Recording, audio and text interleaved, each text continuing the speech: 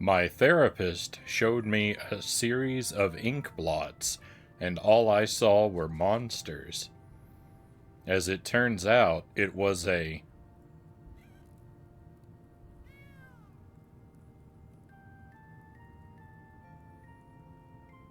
horror shack test.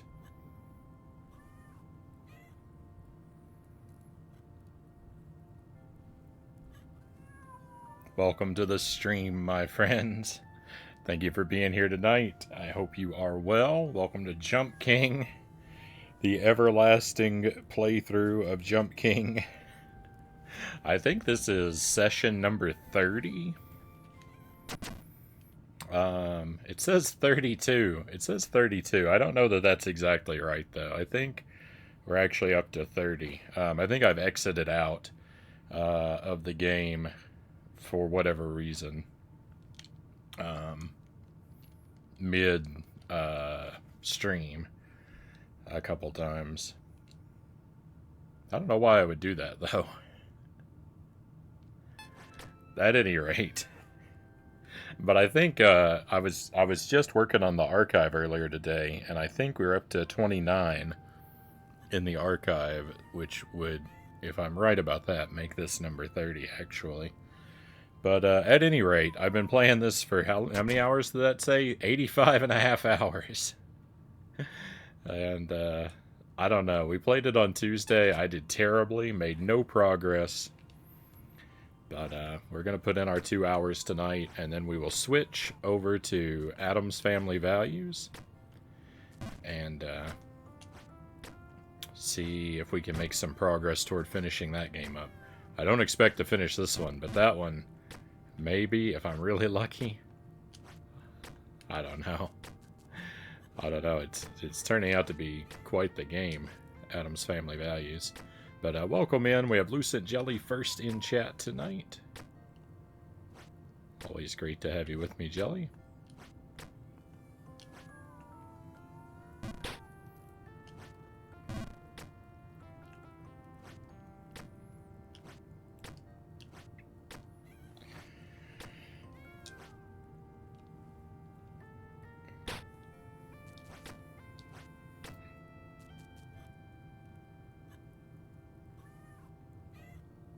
I was just imagining the thing Adam's Frownie playing the claw game and lifting Jump King all the way to the top of the tower. That's some positive visualization. Did you hear the punchline of the joke, Jelly? Did I pronounce it right?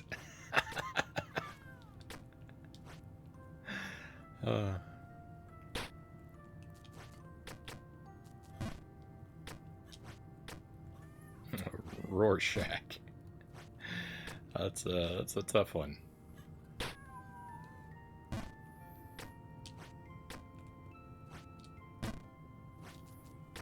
Yes.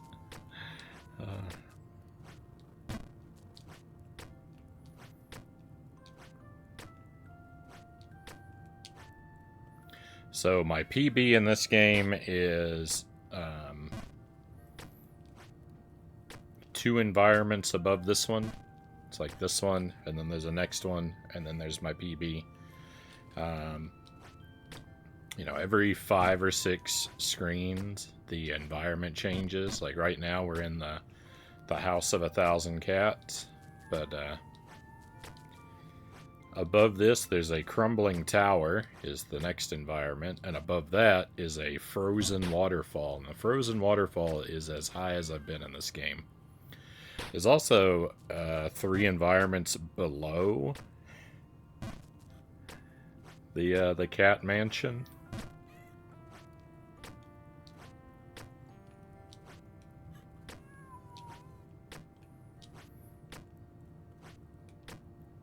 At the very, very bottom, there's this murky bog, and then there's another tower above the bog. I think it's called the Ruined Tower. And then there's the area above the Ruined Tower is called Bugstalk, and it's just a I don't know, it's just a place made of bricks. It doesn't really have like a good defining characteristic.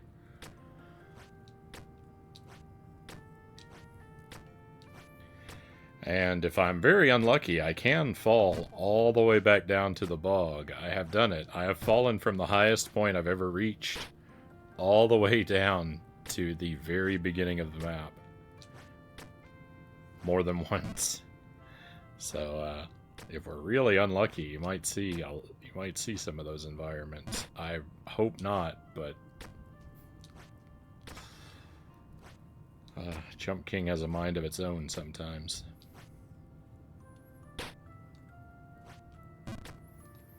But I do enjoy this game, and I will continue plugging away at it. No matter how slowly progress comes for me, I will, you know, we might take breaks every now and then, but I will never abandon this game, and I will eventually reach the top. I know I will, because I've already beaten it twice. Not this map, not this quest, but there were 2 separate maps before this one. Two separate quests to play through, and I completed both of those, so it's only a matter of time for this one. If I'm willing to put in the time, I will have victory.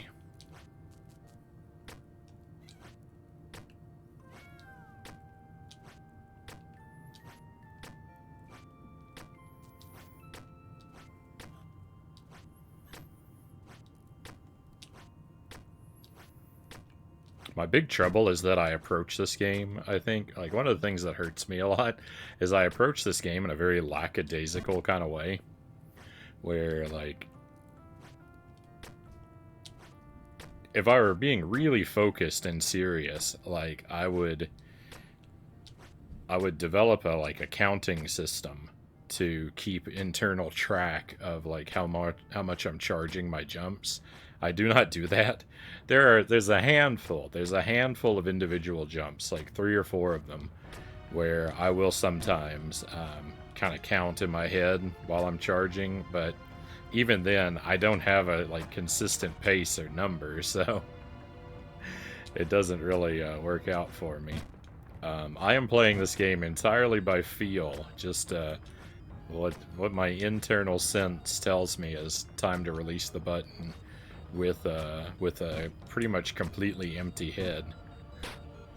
I mean, you can probably tell by the way I talk over my playing that I'm not counting in my head. And I suffer because of it a lot. I don't think that I could I mean, maybe I could keep up my stream of conscious rambling while also counting. Or, maybe someone else could. I don't think I have that much mental processing power.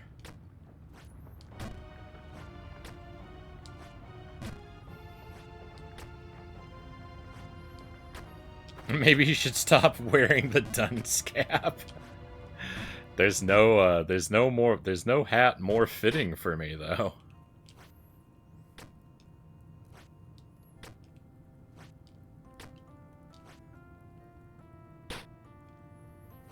I think it's basically attached at this point. It's grown onto my scalp.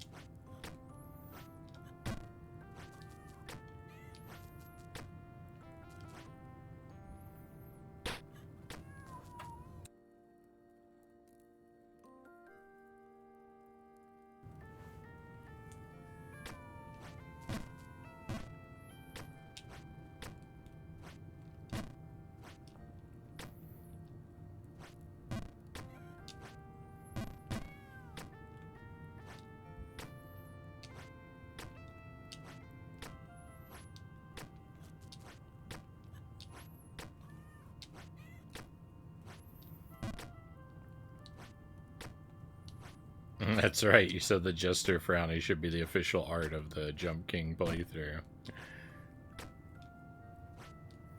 I was admiring that Jester again earlier today, Jelly. Very well done on that one. I saw it in when I was scrubbing through footage for the archive. I came to where the Jester art was, and I was like, that's really nice. That's really nice.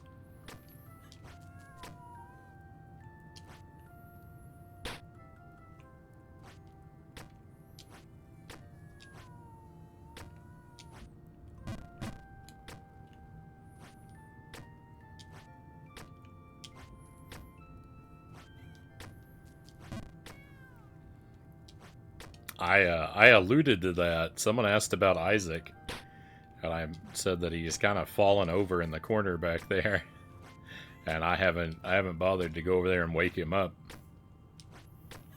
But I did say that we had I didn't mention what it was. I didn't describe it, but I said we actually bought a new hat for Isaac just the other day. So.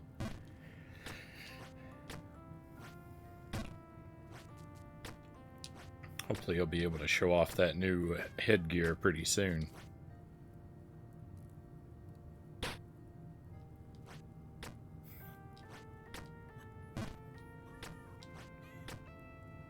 And let baby Frownie wear it in the newborn photos. That might be a bit big for a newborn's head. Hey, Kusarigama, welcome in. Happy Thursday, my friend. We are. I'm getting warmed up in Jump King. I'm always getting warmed up in Jump King.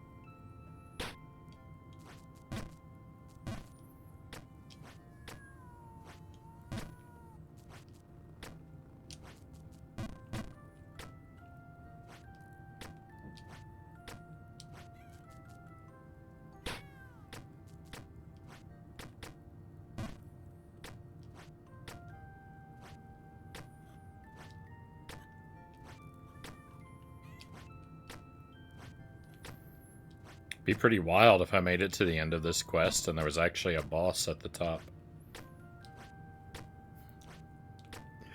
I think I'd like that. Unless I get up there and there is a boss and I find out that Jump King can only take one hit, I'm instantly killed and I respawn at the very bottom of the map. Wouldn't that be the most hilarious thing ever? There's no combat in this game. I've never encountered anyone. I mean, I've encountered plenty of hostile characters, but they just aim to hurt me with their words. They don't. There's nothing that, like, Jump King is indestructible. There's nothing that can cause you physical pain that I've ever come across in the game, but. That would be pretty good if, like, for one final laugh at the player's expense, they,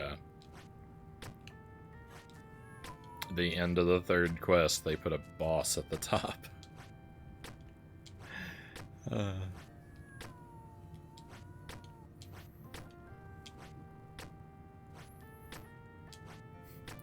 For whatever reason, I'm imagining, like, the Stay Puft Marshmallow Man from Ghostbusters. Not the movie, the Commodore 64 game.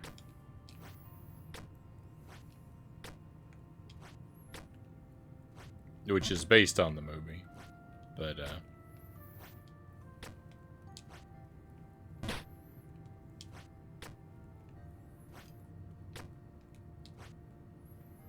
it's its own special work of magic.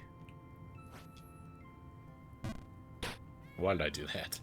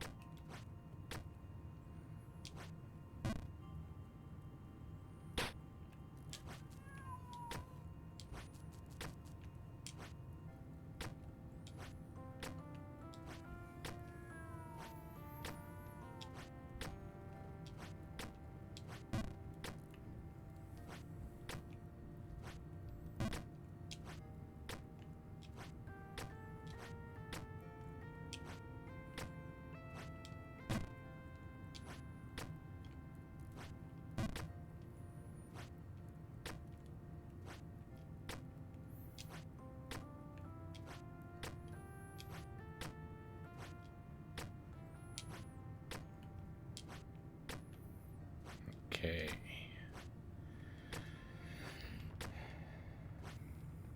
It's been a long time since I've successfully passed through the tower, unfortunately. I've been through this tower a lot. Like, I've cleared this tower like 40 or 50 times, I think. I don't even know. I can't keep count of these things.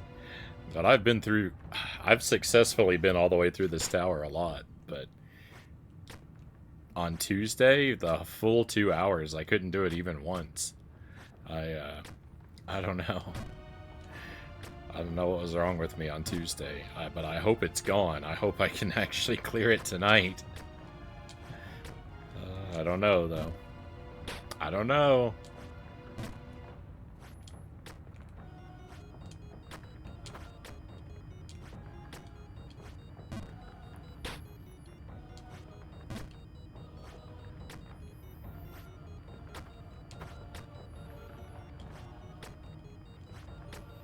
Doing a lot of over jumping,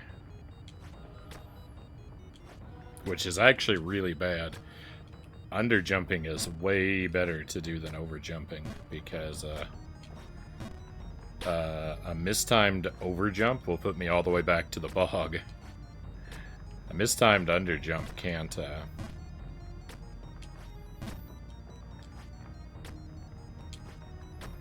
really set me any further back than the cats.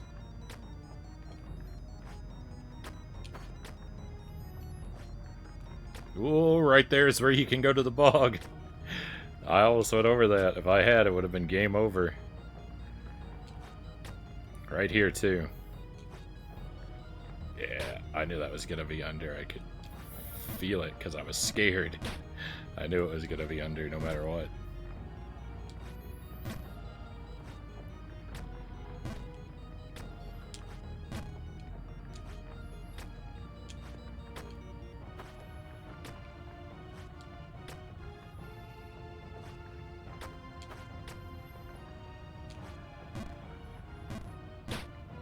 That surprises me. I thought that was a good jump. I thought that would make it.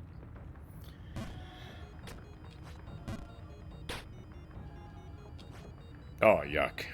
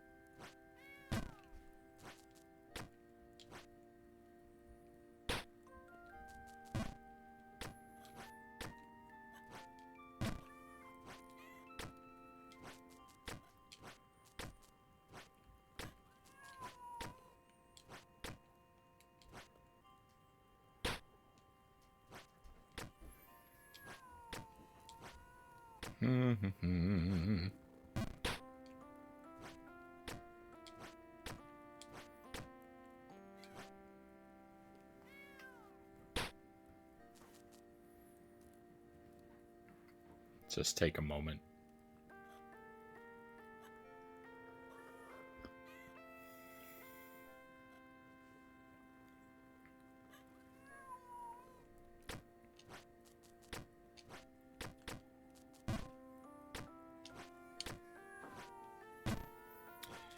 Recalibrate. Well, that did me a lot of good. I should have specified recalibrate for the better, not for the worse.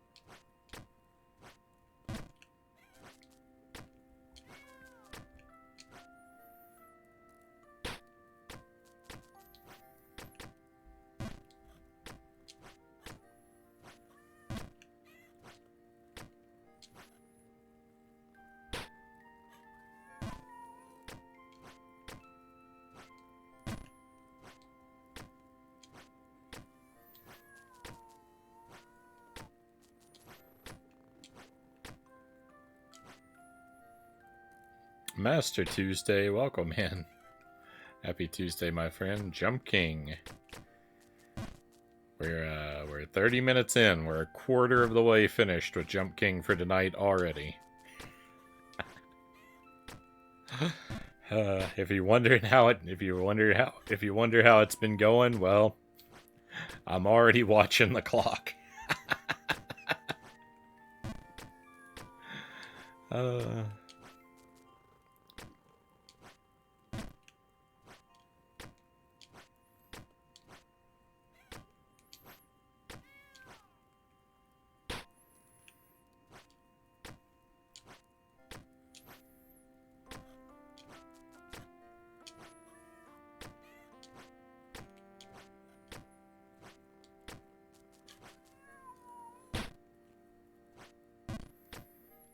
A watch clock never ticks. Oh no.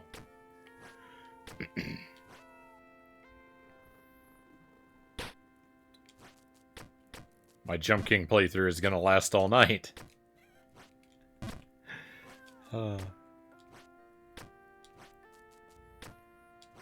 It's alright. It's alright. Spirits are not really that low. I'm having an alright time. I'm just not, I'm just not playing very well, and I always feel a little bit bad about that.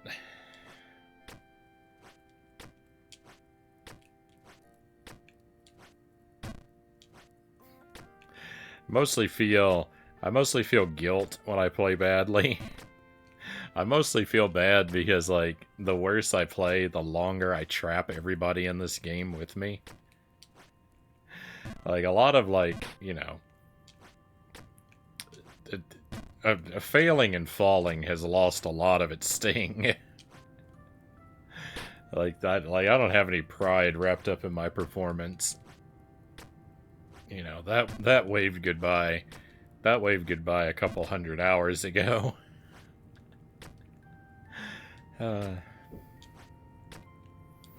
But I feel bad that, like, the longer I fail to beat this, like, the more stream time it eats up for us. We could be doing other things. I could be wasting so much time making no progress in so many other games.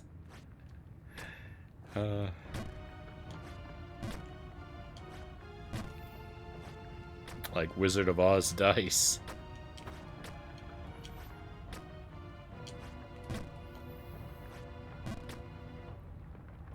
Let me... Oh. Stand somewhere safe. Heatender, welcome in. Does Twitch charge stream time? No. You can stream as much as you want.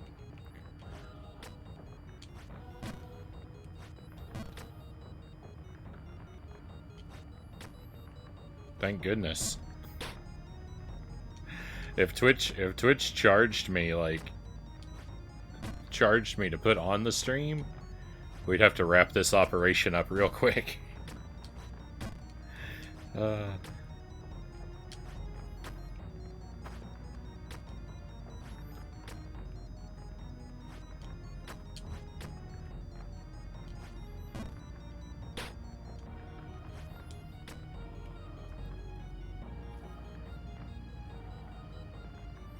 Let me watch it permanently, Jelly says, because I hate ticking clocks.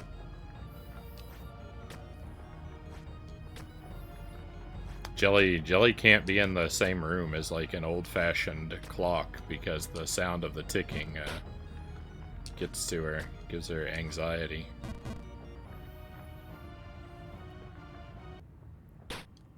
She's referring to a real thing there.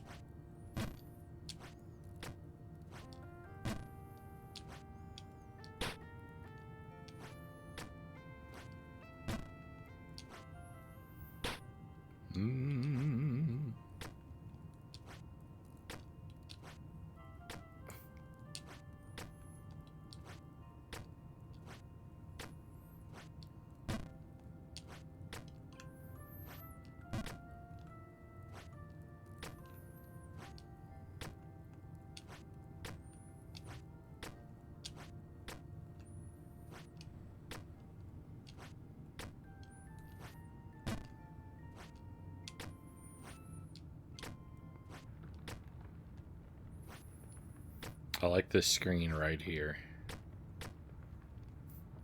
It's like a place of calm.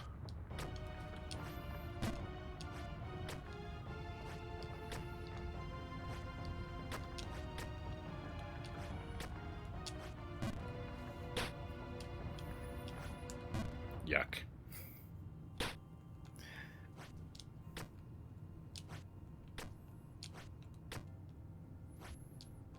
Not that anything down in the cat mansion is particularly stressful, but, uh-oh. Let me redo that. This screen here, I just like the view off in, like, the mountain peaks. I don't know why they're moving.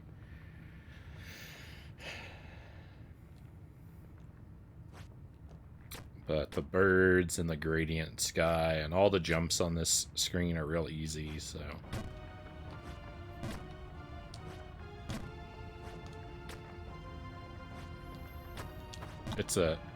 It's a nice place to linger for a few extra seconds.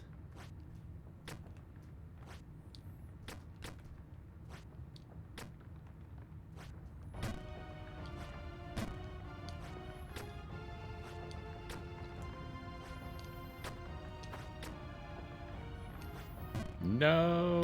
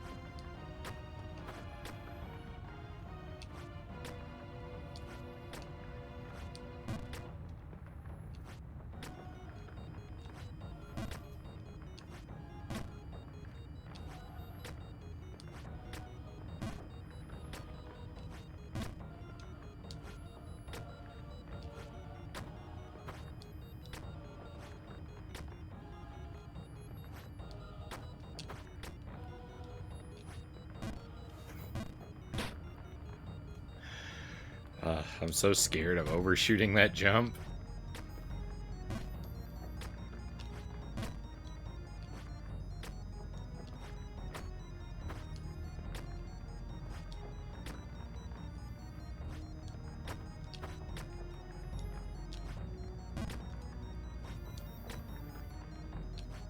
Oh, yuck.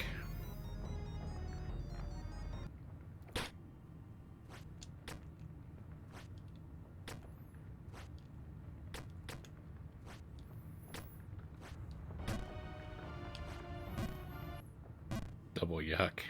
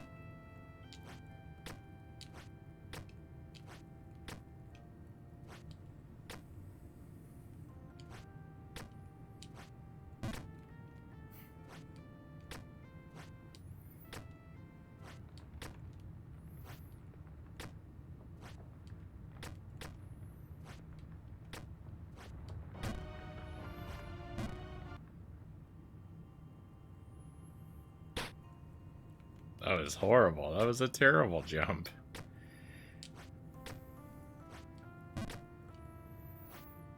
It wasn't even close. It wasn't even close to the kind of jump that I need to get up there on that ledge.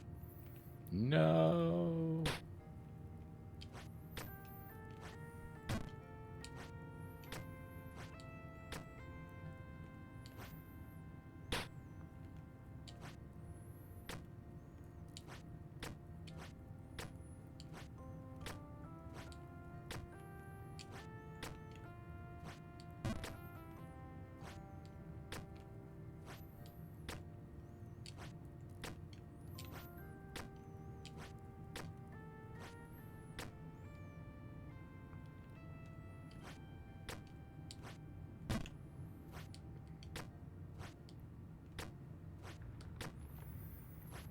There's a special kind of zone that I need to get in to do really well at this game where, like, the thing is I have to think, I do best when I'm not thinking too much about the gameplay. Either when I get into, like, sort of a rambling mode, or even just internally, like if I'm not talking out loud, but like I get lost in sort of a daydream or something, then where my attention is taken largely away from the game and I start functioning on autopilot, I tend to do really well in that state, but it's hard to, I can't really manufacture that, like, state of mind. It's something I just have to fall into. But I feel like I do my best when there's a degree of autopilot that I'm functioning on. Not that I ever do great, but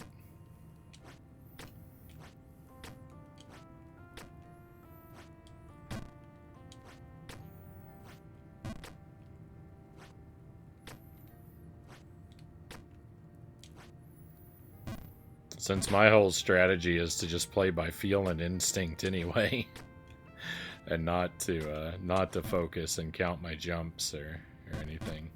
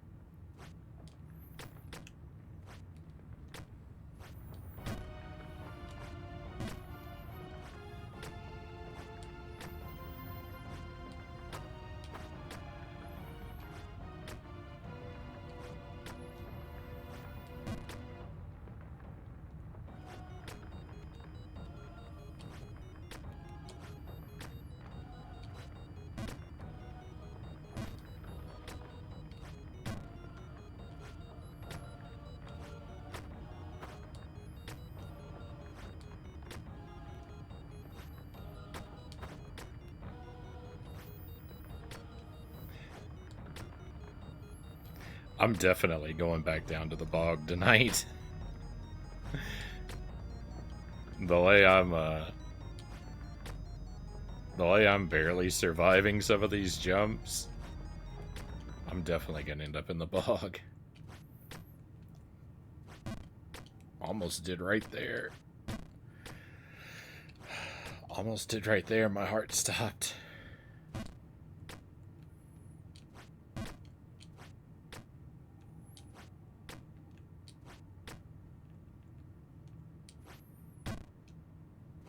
Hey, we made it up here. I couldn't make it up here at all on Tuesday night, so at last I finally done better tonight than I did last time we played.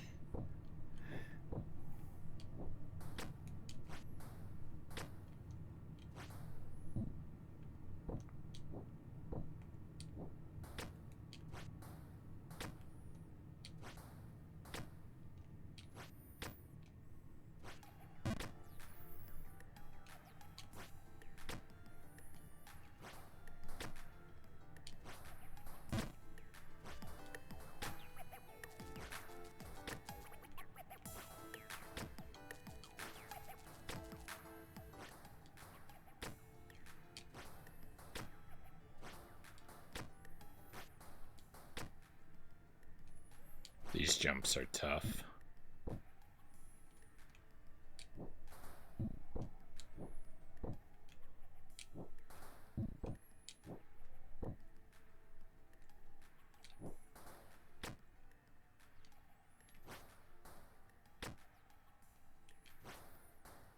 Oh, so close.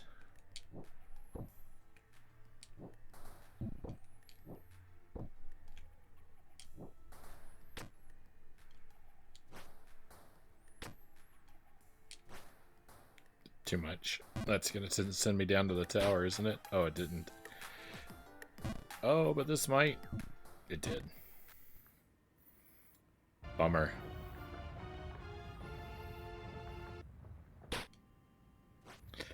Oh, it's such a long way down.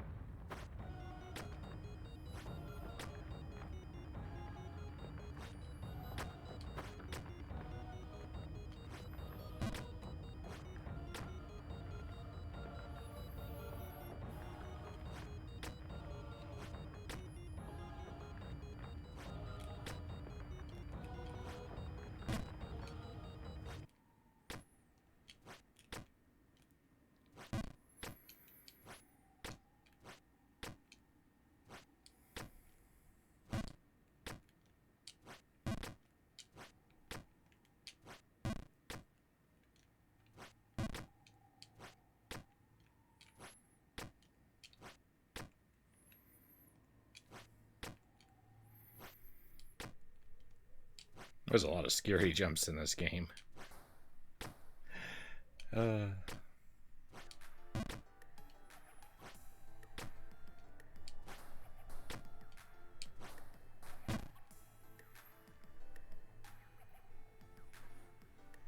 After playing this game, do you feel like you could go back and just demolish Super Meat Boy Jelly Ass? I mean, they're pretty different games. I don't really think the skills are transferable.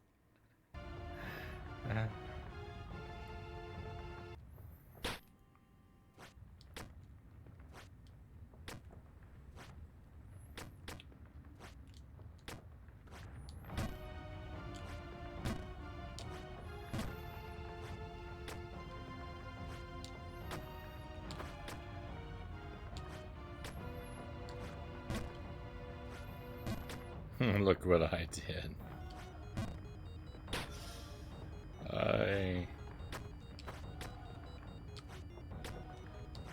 I wouldn't worry too much about it, Jelly. Falls are inevitable. I don't really think that there's much you can do to influence me to fall. I think it's gonna happen.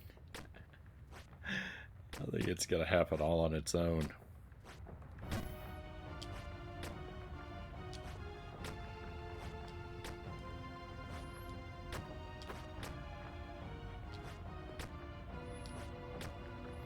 Yeah, Meat Boy is like fast-paced precision. This is this is a really slow game, so I don't really think playing this would make me much better at Meat Boy.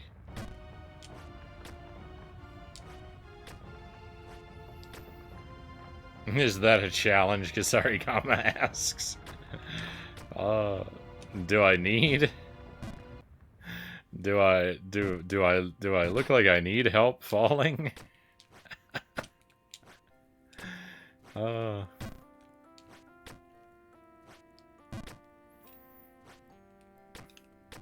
wouldn't dream of inviting a challenge.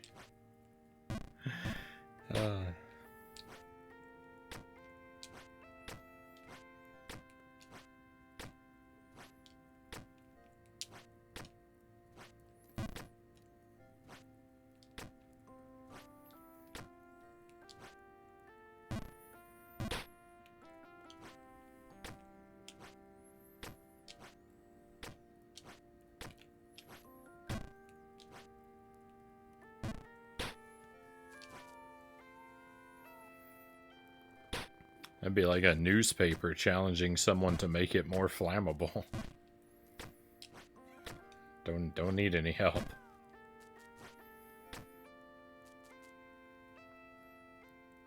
I think the challenge was to play Meat Boy. I mean, the thing about Super Meat Boy is that I played Super Meat Boy originally on the Xbox 360. And it has been ported or re-released to other consoles, but every time it comes out on something new, it has a different... Well, they changed the soundtrack. The Xbox 360 version had a different soundtrack than the version that you can get anywhere else now. And I don't like the new soundtrack as much. I was attached to that original soundtrack.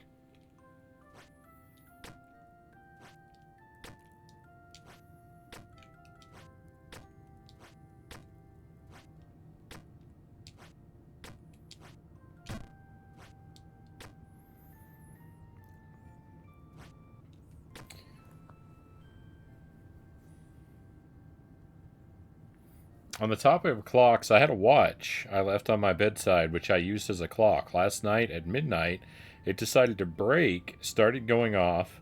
None of the buttons did anything. I left it out in the rain, and when I got up 8 hours later, it was still going.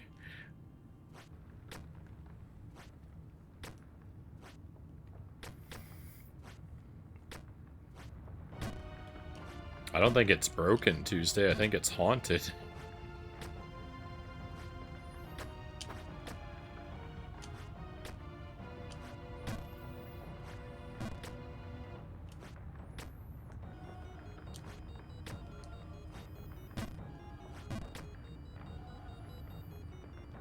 Time to Captain Hook that timepiece.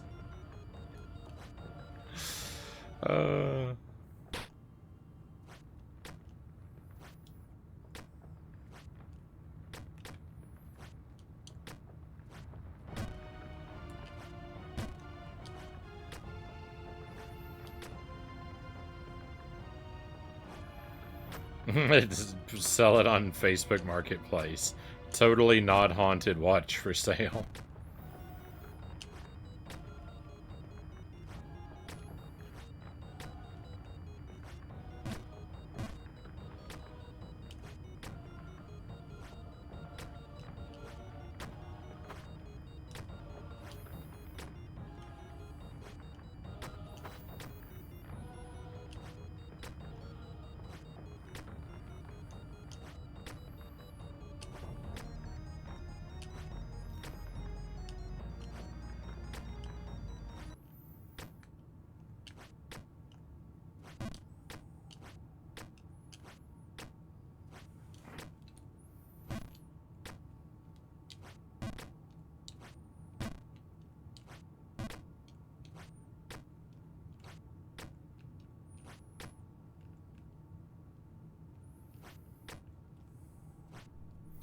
Hey, Uncle Muscles, Aquaman.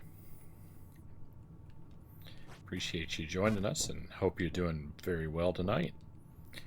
Thank you for the vote of confidence. I'm not feeling super confident myself, but I'm feeling better than last time. So, you know, we're on an upward trajectory, which is, you know, what you need in this game. Upward is what it's all about.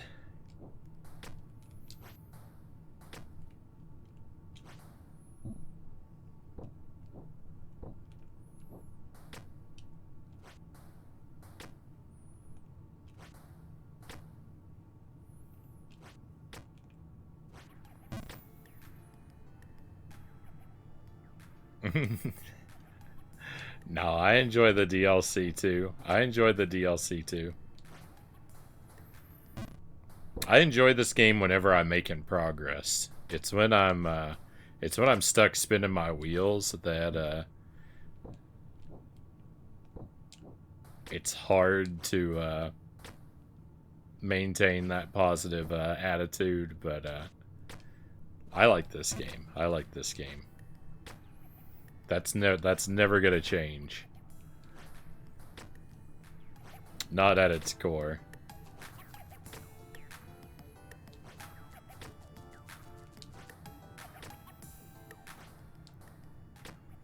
Yes, it will very much be nice to have on the completion list.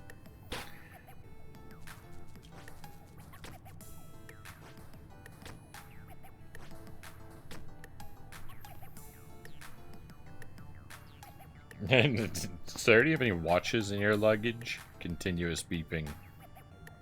No?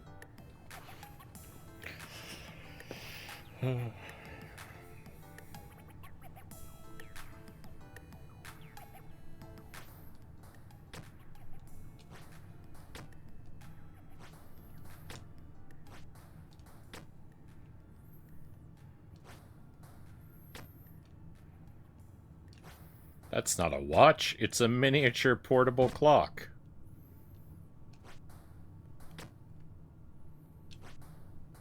No! Ah, how did I overshoot that jump? That was the most delicate, minuscule jump I could have done, and still it was too powerful.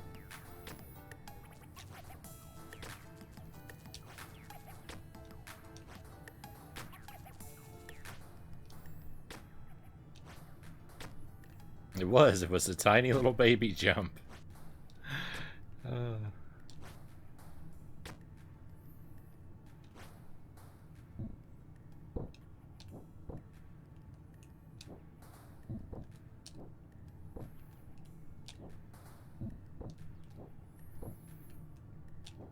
The physics of your jump are very different depending on whether you start touching the water or not. Like a jump from down here, is very different from a jump from that little piece of land up there on the left from here. And a jump from here, halfway in the waterfall, would be very different from a jump from here. It's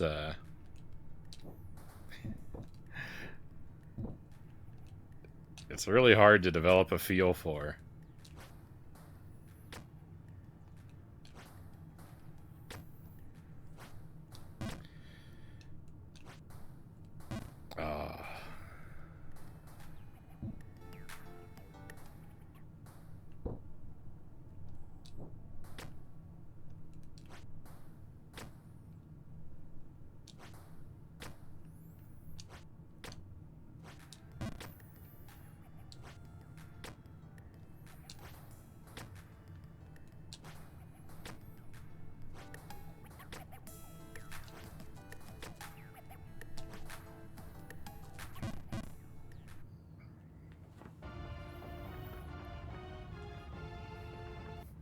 And again, I play pretty much exclusively by feel. I virtually never like try and like count to time my jumps.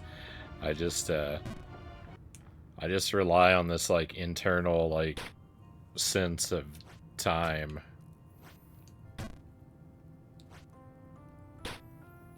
I feel the charge of the jump like somewhere inside my mind, but my brain is mostly empty in regard to the gameplay. My brain is mostly empty. End of sentence. Oh.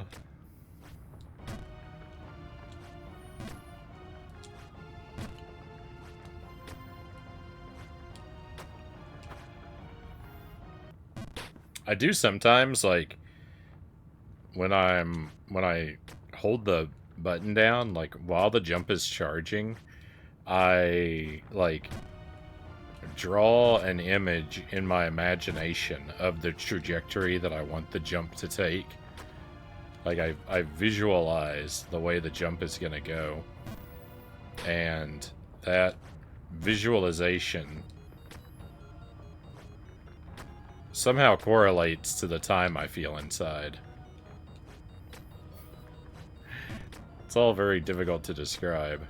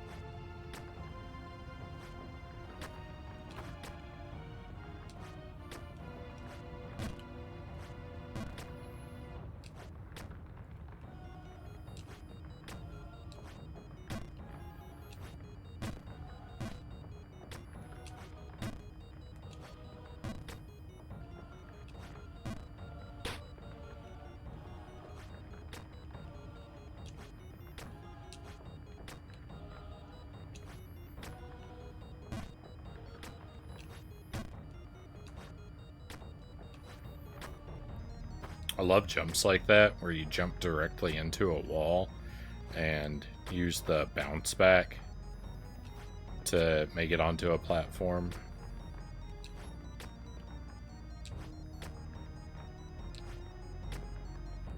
I don't know why, but those are always very satisfying moments to me.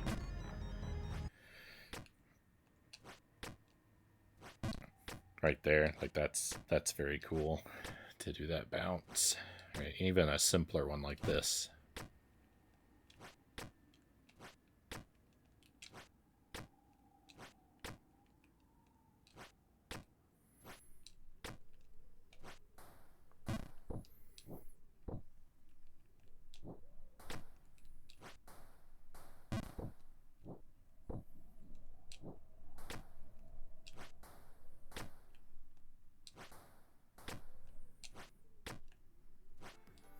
Nice recovery, thank you.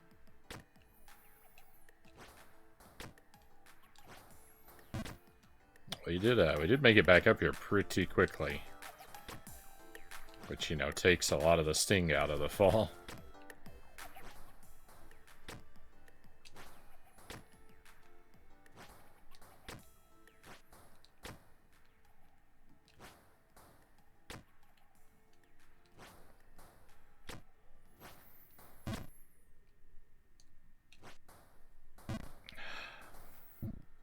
Under again.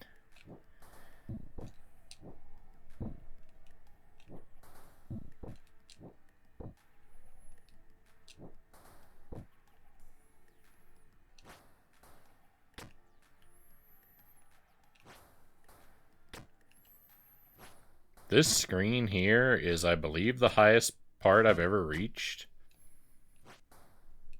I don't think I've ever made it above that screen.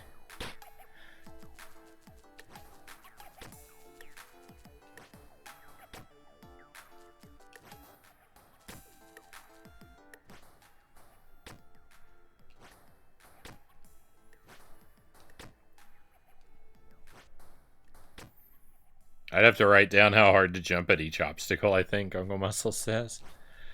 But I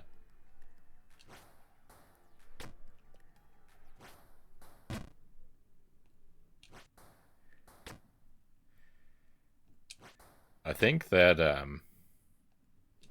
sorry, can't keep my train of thought.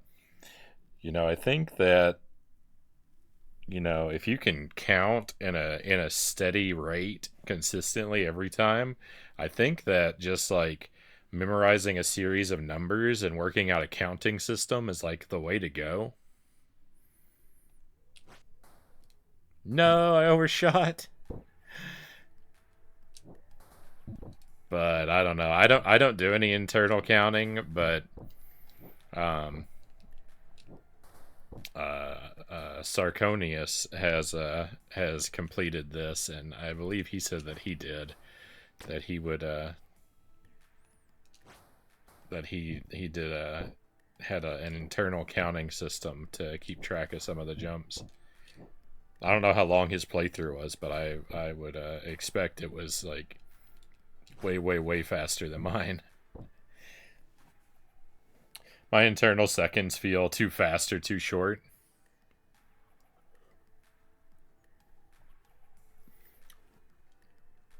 I actually like think I have a pretty good sense of timing and rhythm. Um, generally speaking.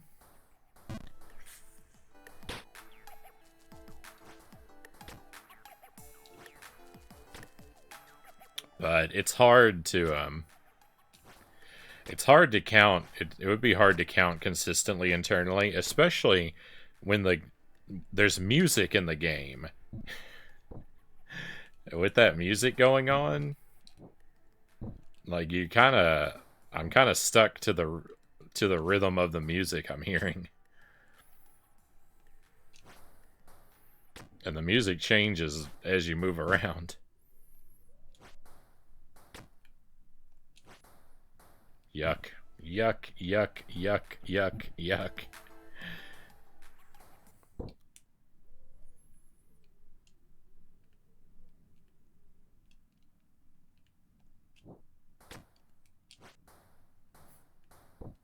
Oh yeah, my this game does all kinds of weird things to my breathing.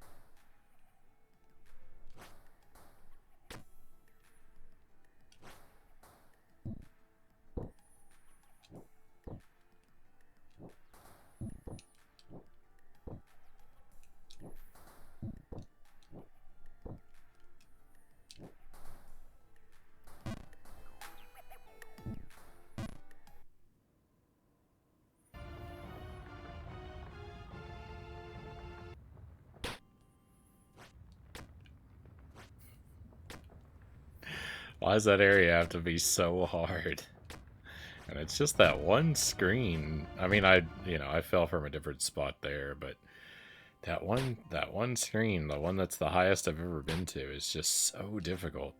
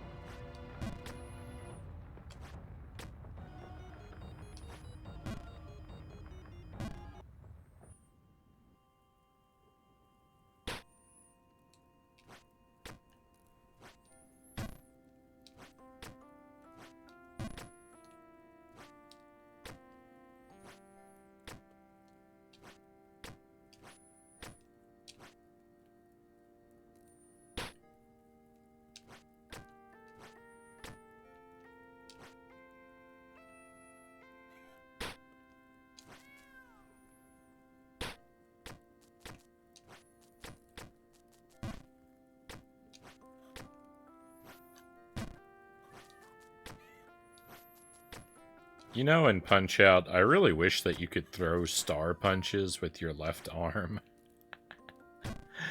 I really wish you could throw the star punch with your left arm in Punch Out, because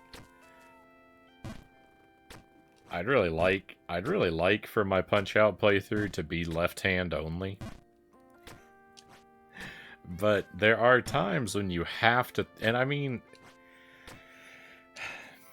it might actually still be possible to some degree, but there are places where you kind of have to throw star punches. At least, like, well, with Bald Bull 2, it seems like you have to throw a star punch to Bald Bull 2, because that's the only way to knock him down. His health bar is... Depleting his health bar isn't good enough. It has to be a star punch, or it has to be a charge. But I don't know if he will charge enough times to get a TKO. I don't know.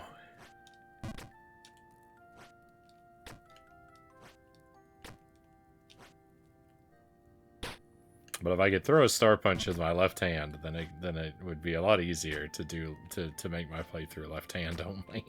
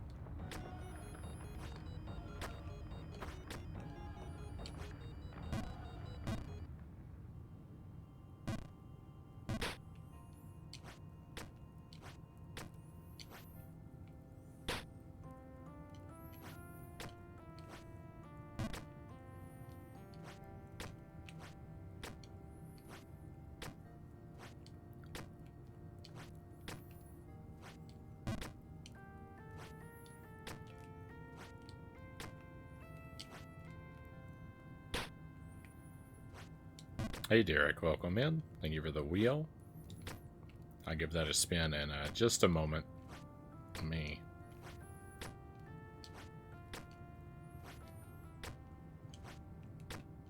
get a little closer to the tower first. Hope you're doing well tonight.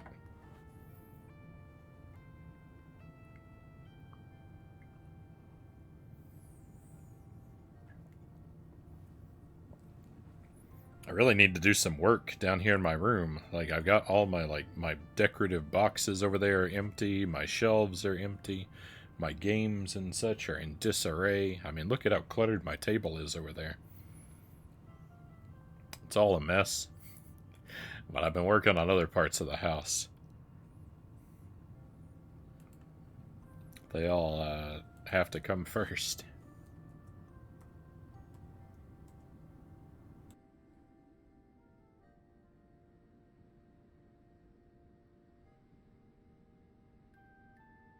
Miss Dark Souls again. I hope it went well. It went very well, actually. It was a really good night.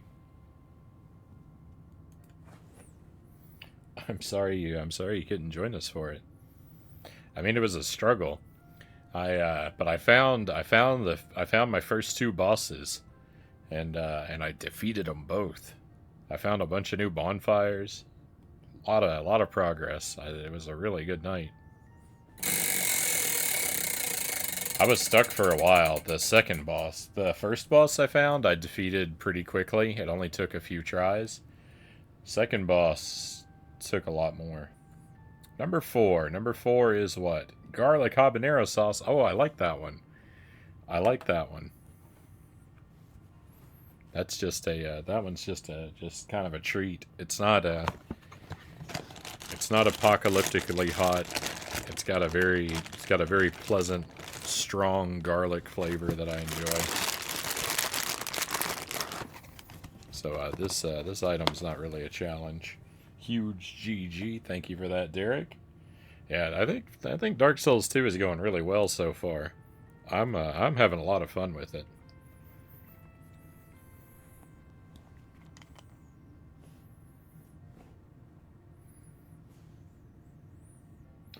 Right, we'll load up our cracker and just have a delicious treat.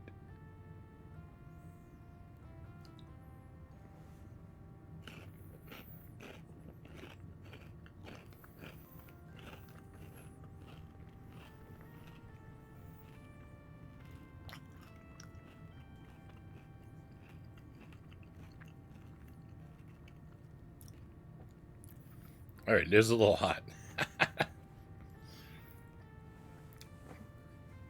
It is a little hot.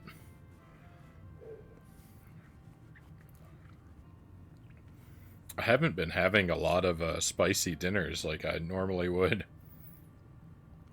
My taste buds are in Flavor Town. Oh, it's very good though. I love the heat level. I love the punch of garlic. I'm a big garlic fan. I'm just like Wario. I can eat whole bulbs of garlic. Yeah, that's the heat is lingering though.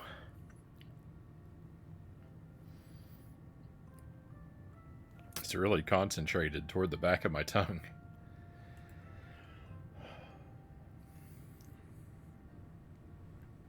Yes, I did beat Dark Souls 1, Uncle Muscles. We did Dark Souls 1. I finished it early last year. It took me about 6 months, playing it a couple times a week. It was a 200-hour playthrough. I don't think I found or did any of the DLC stuff, so I don't want to talk about any of the DLC stuff from that game, because I might, because I do someday. I want to go back and do that. But just the sort of base game. I played the Switch version, which includes the DLC. I just didn't find any of it. Was it good or jank? Oh, I loved it. Dark Souls 1 was incredible. I mean, my playthrough was jank because I am jank, but the game is fantastic.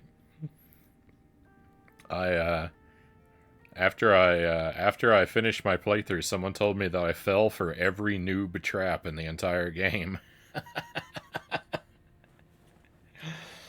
Uh, and I believe it. I played with an axe. I played with a shield and an axe and a crossbow the whole game. About halfway through the playthrough, I did change the axe to a halberd, but a halberd is really just a big axe, right? Um, I never figured out any of the magic. I never figured out how the humanity worked. I never figured out the summons. I played for about 120 hours with a giant egg parasite on my head that was stealing half of my experience, and I never realized that until a few hours after I removed it finally. Uh, I got confused about how skeletons work and spent several hours one night luring skeletons to a particularly high cliff so I could kick them off. There were 4 bosses that I fought exclusively with the crossbow, like I was doing a challenge run.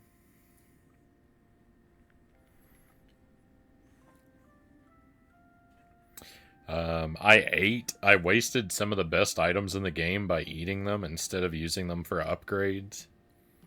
Like they're items that would have been permanent upgrades to my character, but instead I ate them for temporary health refills and cheated myself out of some majorly important upgrades. Uh, it was a good playthrough. It was a good time. I had a lot of fun. Dark Souls 2 is a lot of fun too. I don't think the Dark Souls 2 playthrough is gonna have like those same kind of magical moments because I am going into it smarter from having played Dark Souls 1.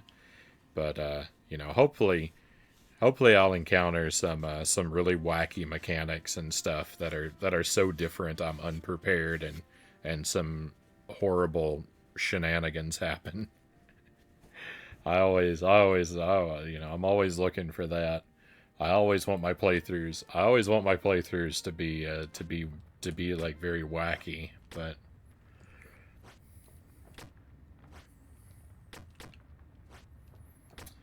that's there's only so much I can do to make sure that happens, right? Like my I can't really manufacture that sort of thing. It's kind of up to the game. All I can do is just insist on my like really strictly blind approach because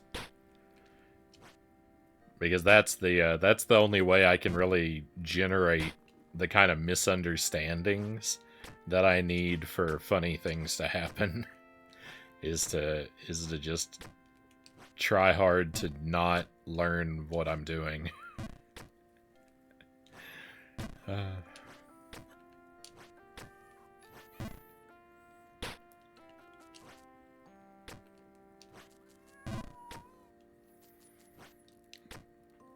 Derek says, I was doing some zombies ate my neighbors around tonight. It was going good. It kind of fell apart, sadly. Oh, I'm sorry, Derek. Do you know about how far you'd made it into the game?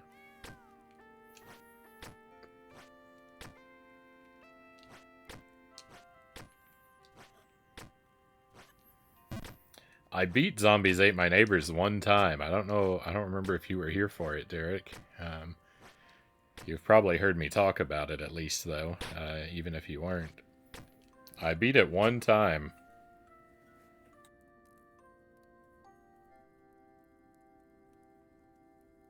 But I think, I think, I think if people watched my playthrough, which it's out there, it's on YouTube. I think if people watch my playthrough, though, they may argue that I should be disqualified from saying that.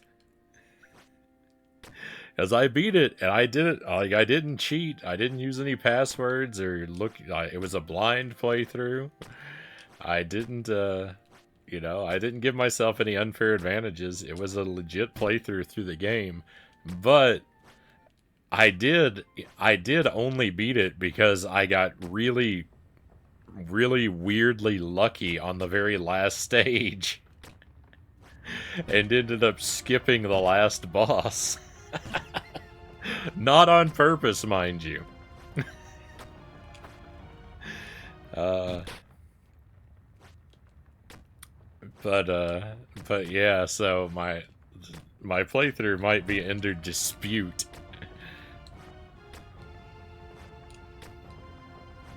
If you reviewed the footage, but I'm calling it a win. I don't care. I see I didn't miss anything. Yeah, welcome in, Zergling. I was wondering if I was gonna end up missing you tonight, Zergling. Glad to have you here.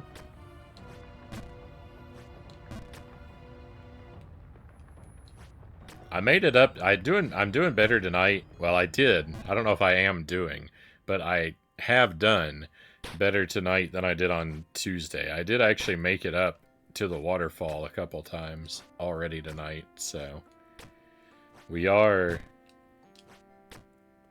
This is not a waste. Tuesday was a wasted night. This is not a wasted night.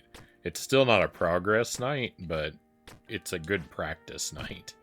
Tuesday was a bad practice night. Apologies to Master Tuesday.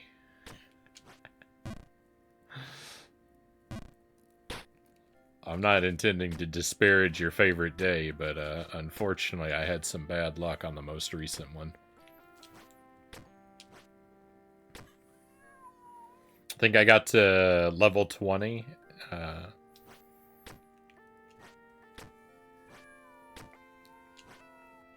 That's about where I got the first time we played it on stream.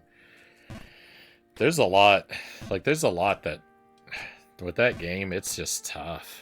Zombies Ate My Neighbors. You can get some bad luck early on and just never make it anywhere.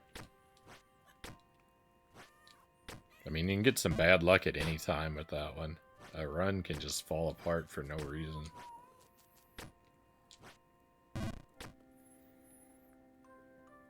Yeah.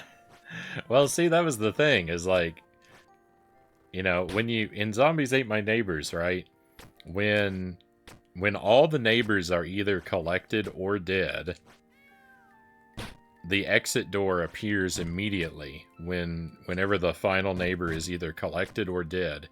And I went into the final stage of Zombies Ate My Neighbors with 2 neighbors left on the board.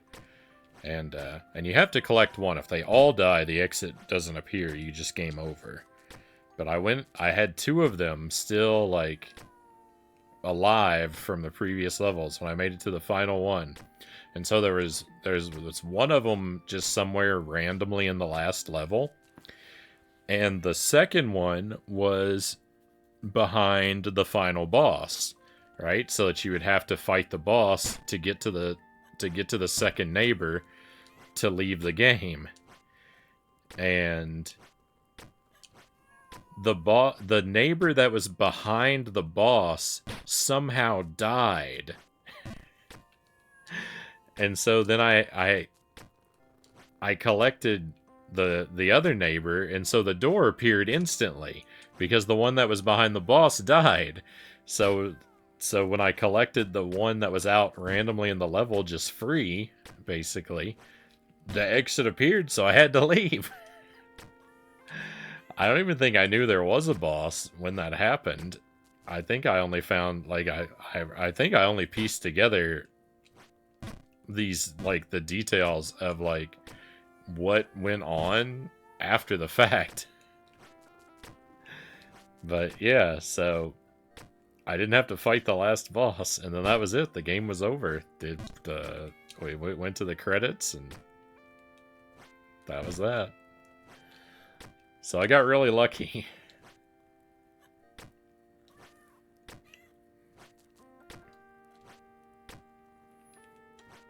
Maybe someday, though. Because I really love that game. I'll definitely play it again. You know, I usually play it. You know, at least a couple times a year. So I'll definitely play it again. Maybe someday I'll actually fight the last boss. But My one victory on the record. Currently on the record. I actually got around the last boss through a tremendous stroke of luck.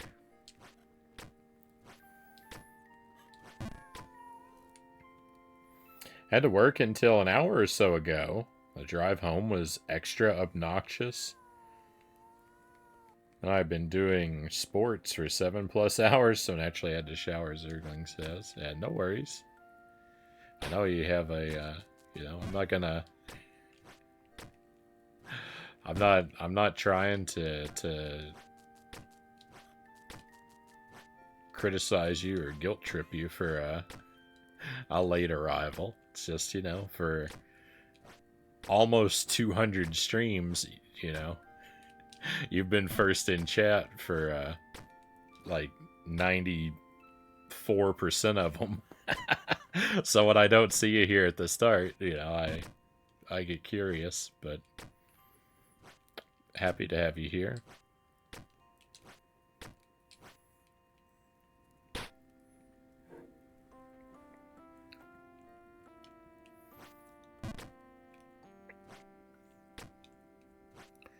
Sorry about the obnoxious drive.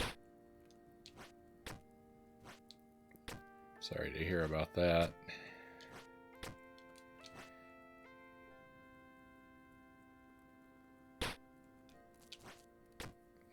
Bad traffic is a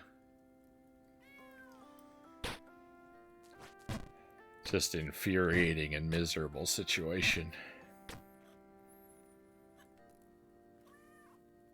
Yeah, see, that's the thing. It's because, yeah, so I don't know. I actually don't know, Derek. I only know that they died because I heard the sound effect. But yeah, I think it happened off. It either happened off screen or I didn't notice it. And I think it was just that it happened off screen because I remember hearing the sound effect, and knowing one of them died. But I don't think I actually saw it happen, so I couldn't say. My guess would be that it was probably a werewolf or a Dracula. Like one of those two enemies, because they can move through walls in the game. So maybe one of those somehow ended up in the room with the last neighbor. But I don't know. I don't guess I'll ever know. And do a run where you save everyone, no deaths. I would love to do that. I don't think I have anywhere near the skill you need. That kind of run in that game is so brutal.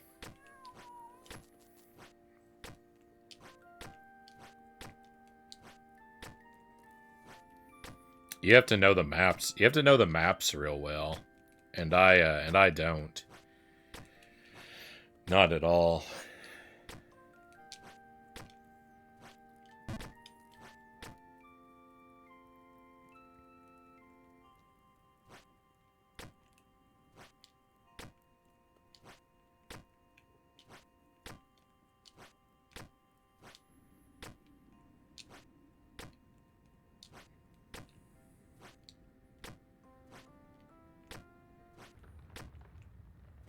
I feel like I wouldn't want to know the maps that well in that game. Maybe I'm just making excuses, but...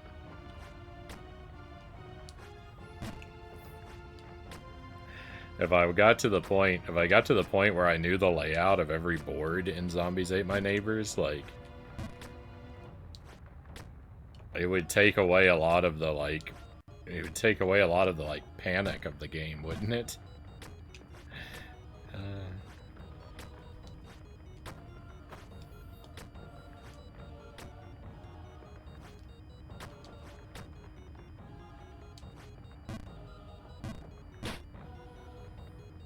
Knowing the game too well ruins a lot of the mystery and fun, if you ask me, Zergling says.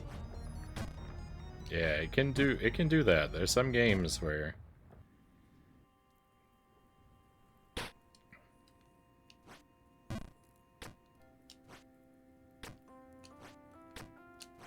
I don't feel like I would want to know everything.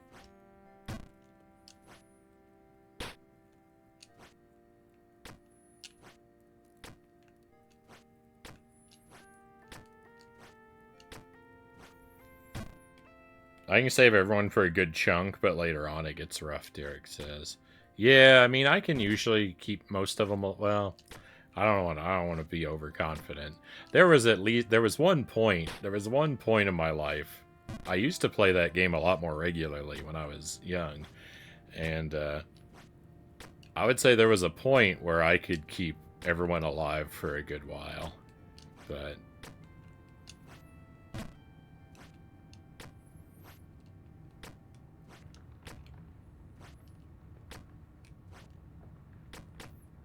I played that game. I played Zombies Ate My Neighbors a lot as a kid.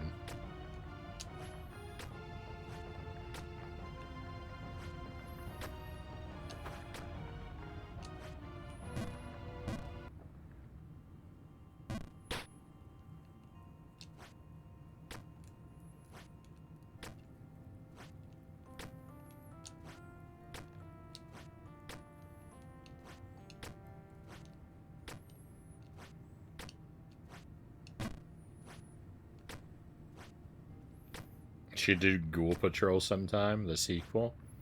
I might check that one out. I've heard it's not quite as good as the first, but I'd be curious to give it a try.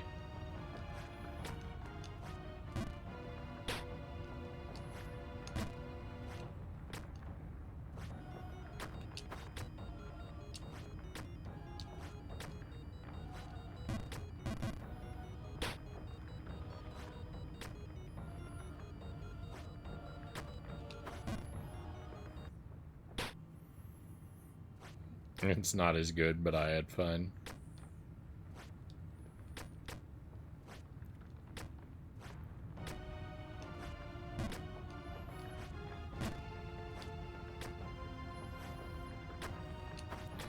Gonna make some beef fajitas for dinner tonight. Hopefully they turn out well. Gonna get all fancy and add one whole shallot to it. Oh my.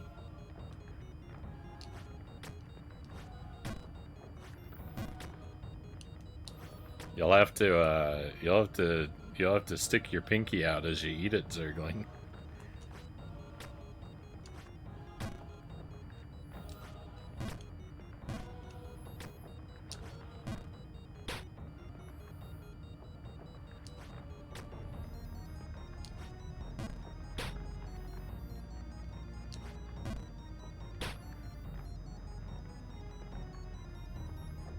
They will be evil fajitas.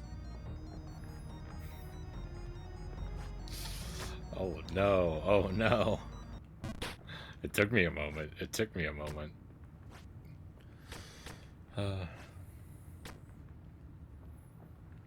No, the ants are horrible. The stages with the ants, yeah, they're rough. I don't like the ants or the what are they called? Graboids?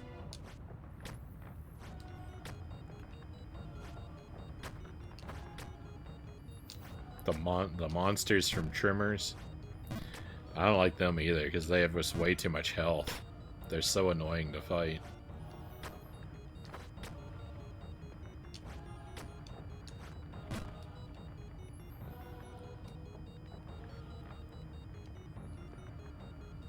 I want to beat zombies one day. It's so tough. I hope you do. I hope you do, Derek. I wish you luck.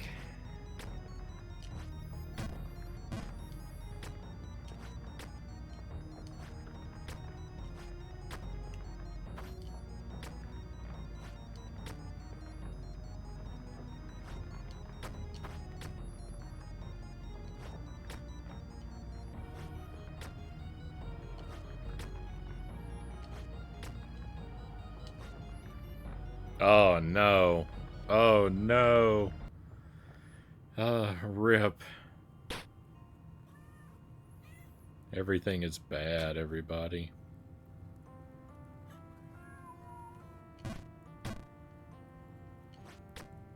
I saved it. Let's go. Everything's good again.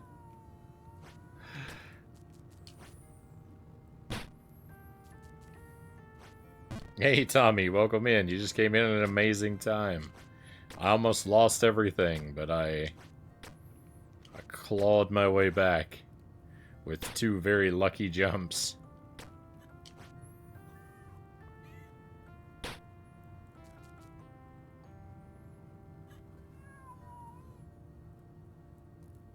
From Frownie to Mr. Suffer, I believe. Yeah, I was talk about polar opposites. I was woken up by by uh, dibbity dibbity doo. Yes, yes. Uh,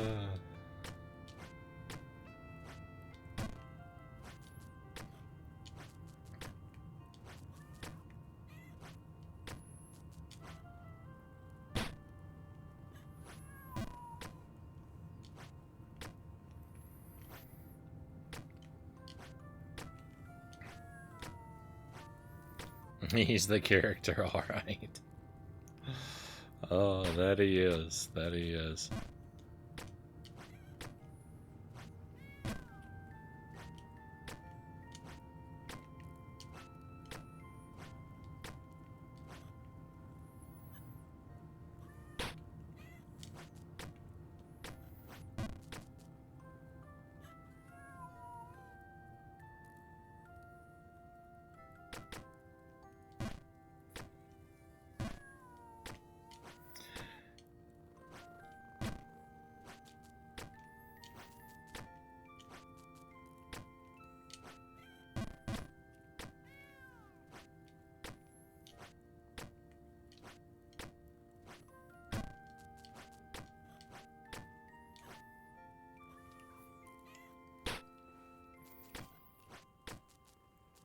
I know one of my kids watch Mr. Suffer, Zergling says, and she's picked up some of his vocal quirks.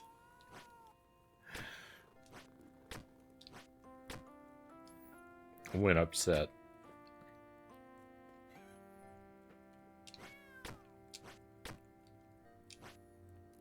The merman creatures are kind of annoying too, Derek says.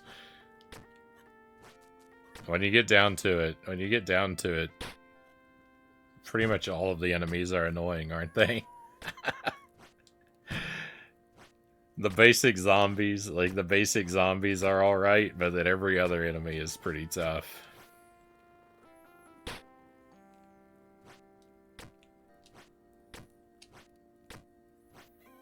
The chainsaw guys, the living dolls, the blobs, the Martians. They've all got either too much health or they're just too capable. And actually the thing is, a lot of the enemies don't have too much health if you use the right weapon against them. But if you're playing the game properly, then like you've picked up so much inventory that who has time to change their weapon in that game? It takes 4 hours to scroll to whatever item you might need, and in a moment of panic, there's no way to do it.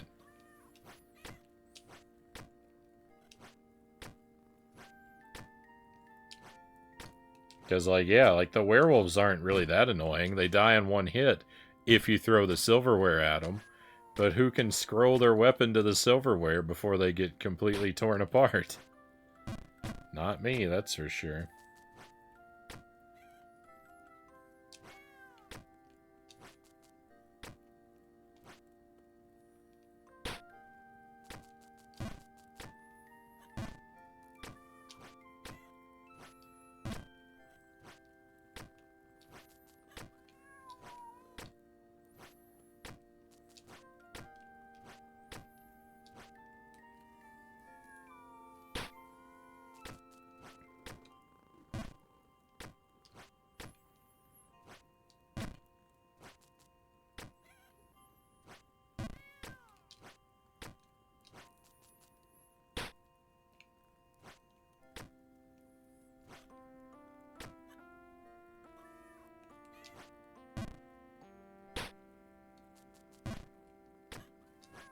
The neighbors who are a couple can turn into werewolves, meaning you can't save them. I don't think I remembered that. I'm pretty sure I've seen it happen, but I don't think I would have thought about it. It seems familiar now that you mention it, but I don't think I would have remembered it on my own.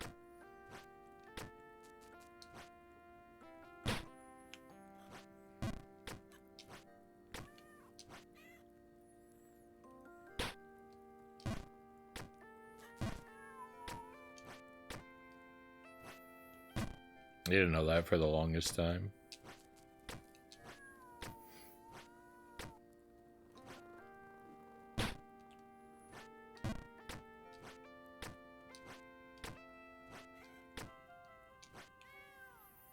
There's still tons of stuff that I know I don't know about the game. Like particularly with like bonus levels. I know there's a lot of bonus levels in the game, but I don't know much about like what they're like or how to access them. I've only ever found a couple of them, just one or two.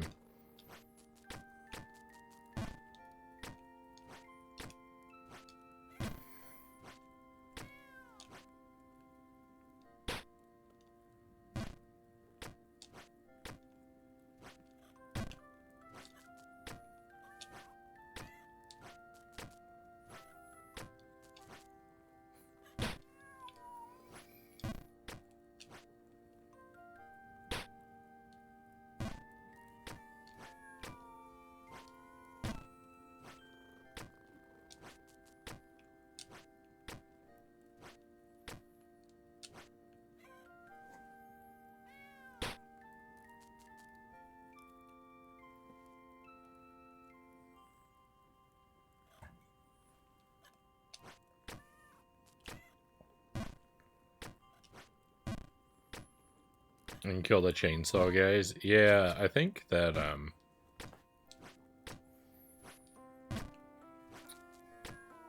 I don't remember exactly, but I don't really think it's worth it.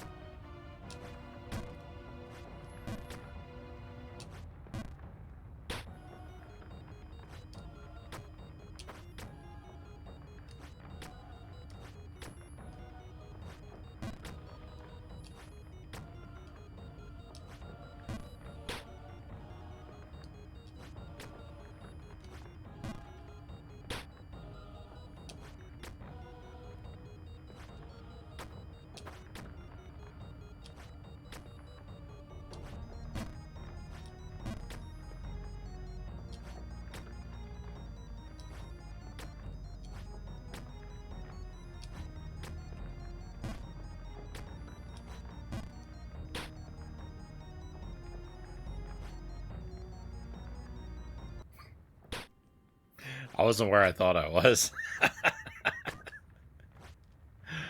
I thought I was at a different part. I thought there was a Tetris block out there to catch me.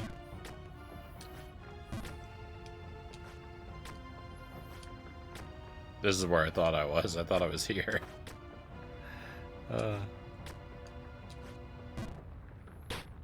It's not my fault. Everything looks the same.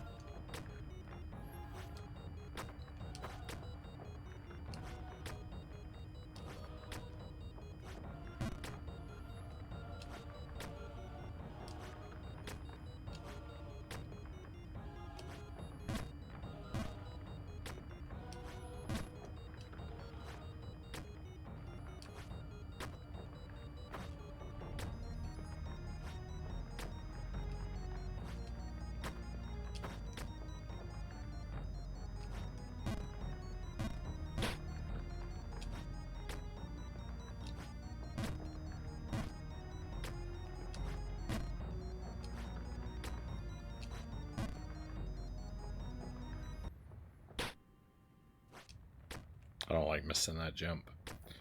I mean, I don't like missing any of the jumps, but I don't like missing that one.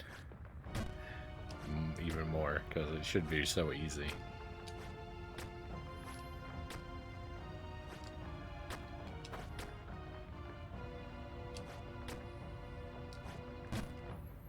There are jumps where I'm not surprised to miss them, and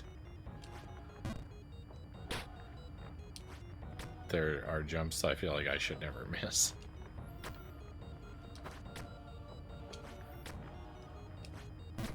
And I miss both categories with about an equal regularity.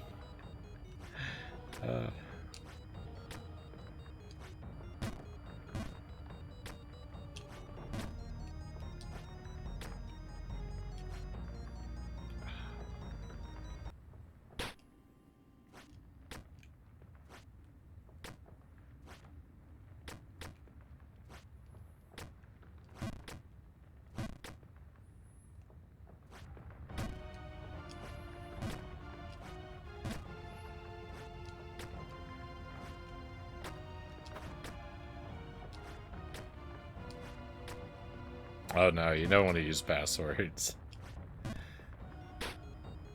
I think if you use especially if you use the late game passwords, I think that game is impossible. Like if you use like the very last password and have to do the first, if you use a password and have to do like the last 4 stages with no resources, I don't even think the game is possible.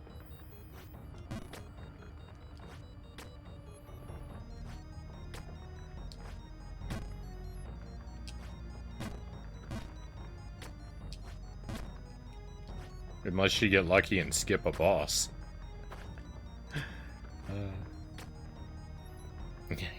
You. Hey, Buddha Fingers, welcome in.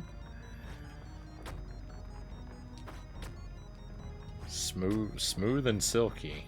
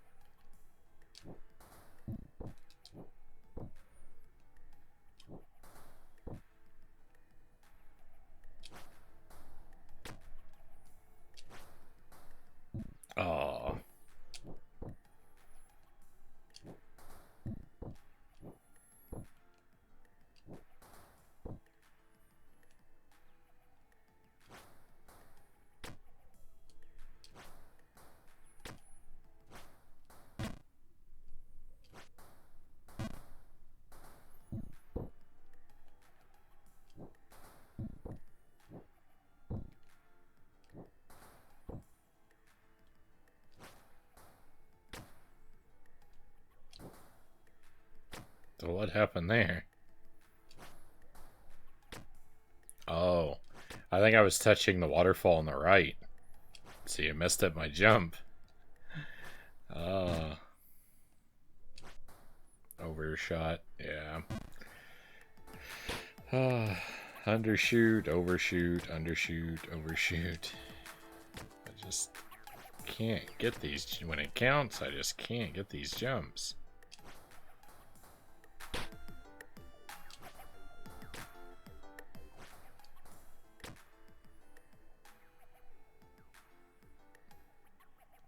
If these fajitas don't turn out alright, I've got 8 more bags of disappointment, Circling says.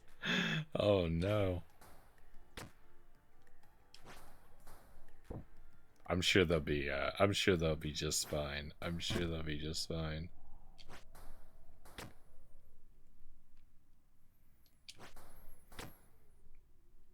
Never worry that I'm basing that on nothing.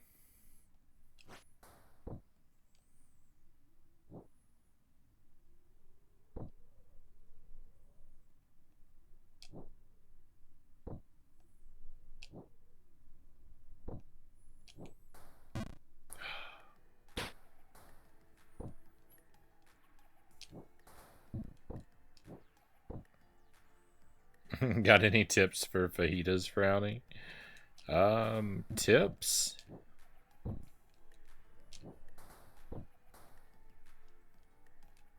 I don't know that I have any good tips. Make your tortillas homemade.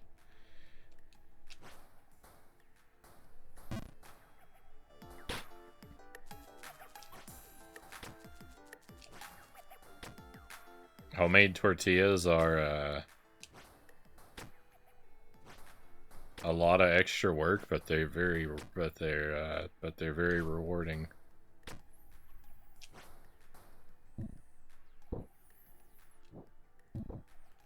Yeah, I won't eat prepackaged tortillas at all.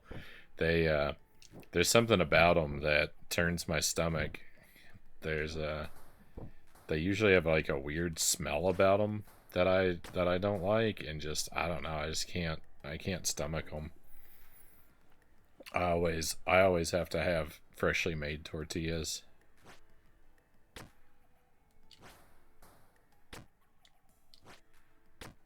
I do flour tortillas. And I just use I just use whole wheat flour and make them with lard.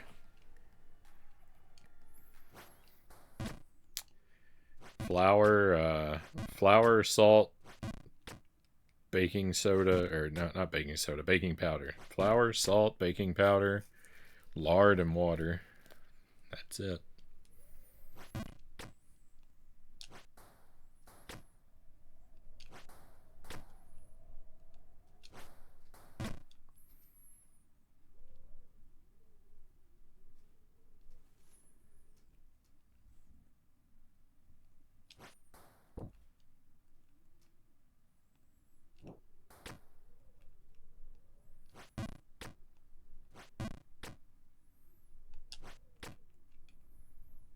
I don't know how to make this jump.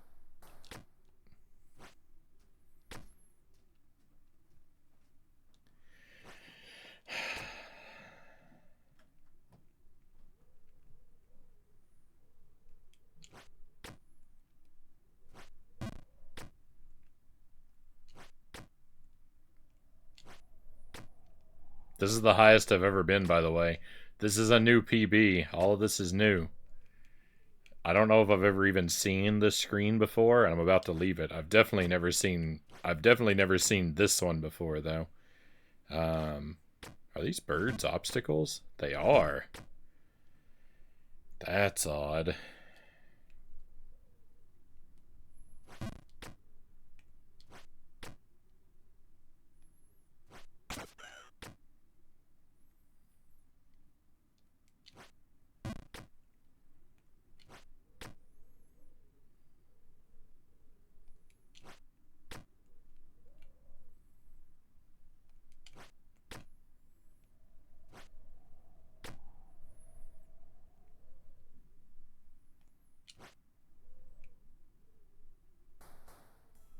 It was nice while it lasted. It was nice while it lasted.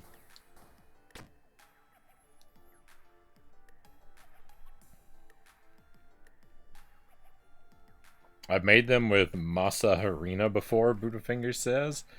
Never made flour. Yeah, I've only ever made flour tortillas. I don't even know that I don't even think I know what masa harina actually is. I've heard it before. Heard the words, but I don't think I know what it is. I'm guessing a type of corn or cornmeal. Never done corn tortillas though. It's corn flour.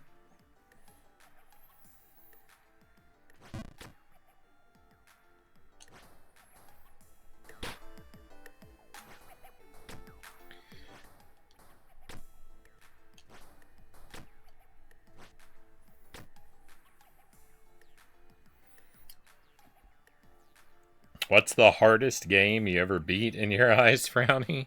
Oh my goodness. I mean, Jump King DLC 1 was pretty hard.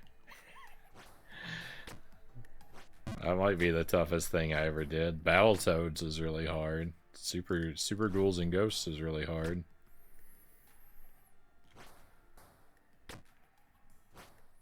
Dr. Evil Knievel was really hard. It's hard to say. I mean, you know, Zombies Ate My Neighbors is super hard too.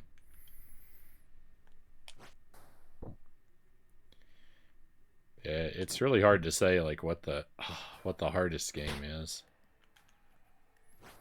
Is this a free jump? That's a free jump. I never realized it until now. As long as I do it from the outside edge.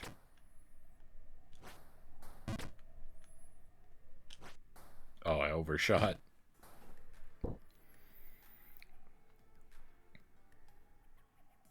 I like the effect that the music gets quieter the further up you make it. It's nice. It's a nice touch. I'm disappointed. Oh, goodness. Echo the Dolphin? Yeah, that's a nightmare. That's up there. No need to be disappointed. I just blocked that one out of my memory, Buddhafingers. It's not because it's not a contender. It's because I don't want to remember it.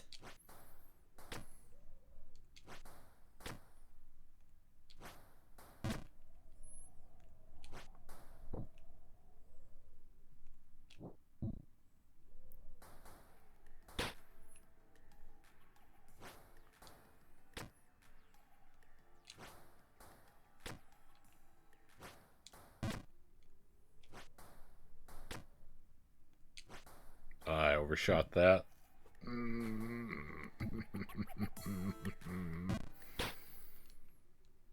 So easy to do.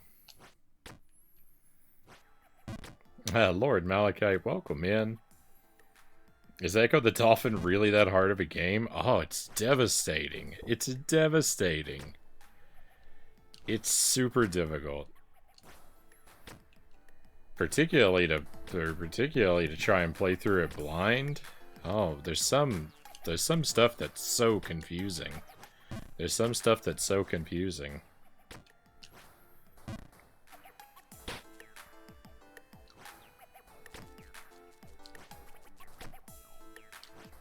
I had to ask for help 2 or 3 times in that game. Oh, it's wild. It's wild how difficult that one is. Especially the last level. But there's other parts. There's other parts. I remember getting far as a kid but never beat it. The end boss is so numbingly difficult. Yeah, well the thing about the last boss is every time you die you have to redo the whole last stage, and it's like it's a 6-minute auto scroller.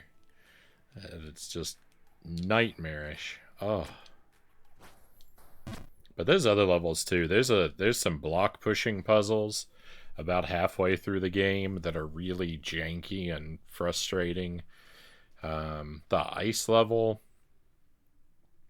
it's really, the navigation is really unclear, and you have to fight against the physics to make progress in one of the boards in a way that doesn't seem possible.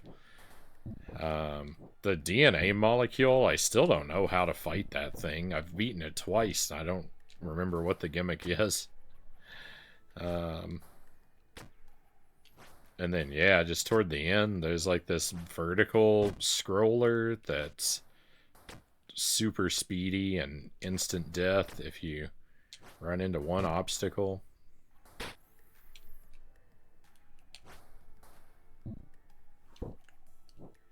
Maybe not quite like that. I think you can hit a few obstacles, but... oh, it's all so bad. It's all so bad.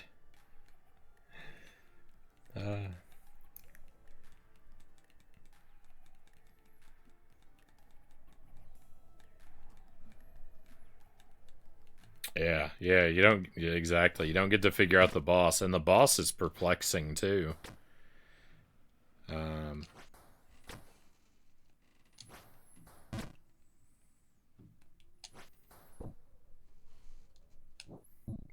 The boss is not straightforward. Killer trilobites.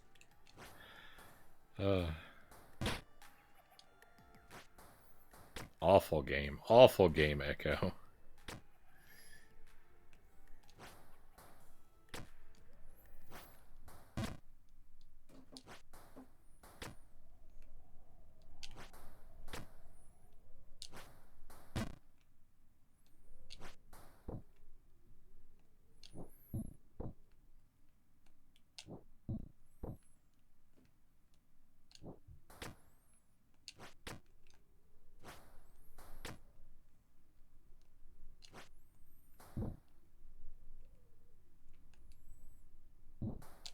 No, I thought that would be... I thought that would make it free. It didn't. Will this be free, though? That's free. I learned a new trick.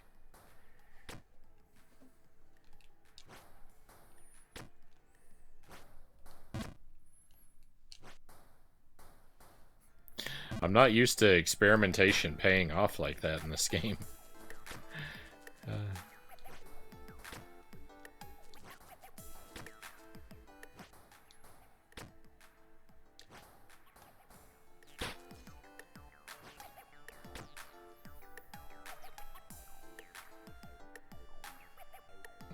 Oh yeah, I've got... I think I own pretty much every Echo game, Derek, so...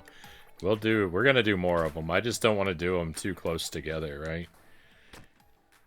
We did Game Boy Advance Echo in July last year, so I was thinking I would do Echo 2 in January. If we do Jankuary next year. I think I'll do Echo 2 then. I would have done Echo 2 instead of Echo GBA, but because I didn't know but when I found out the GBA game existed, I was like, that's got to be terrible. I have to do it first. And I was right. It's terrible. Can we move it to Janktober? I guess it is a horror game.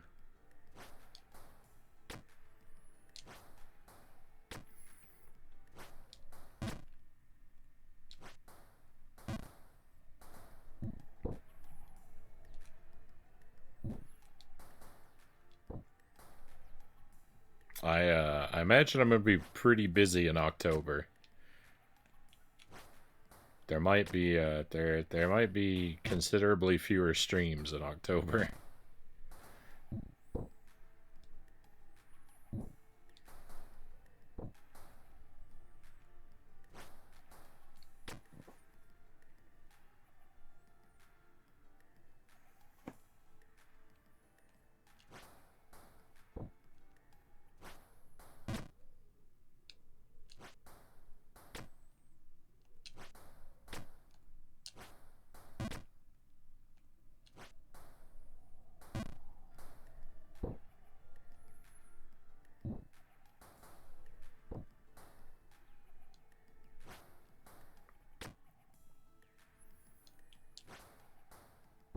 Yeah, and I think I have every one of those, Malachite.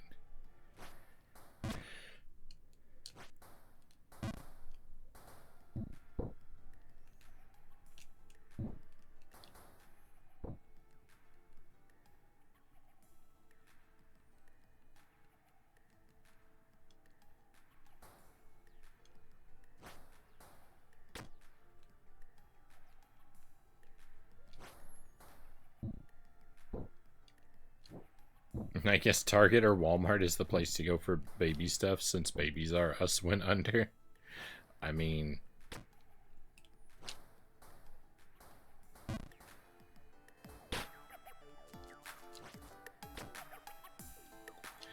Jelly and I buy most of our stuff at garage sales and thrift shops.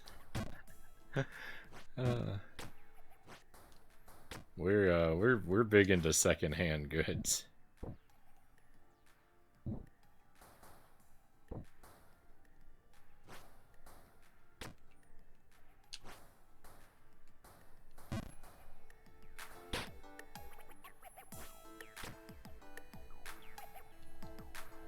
People leave their stuff unattended at the playground all the time, Buddhafingers says.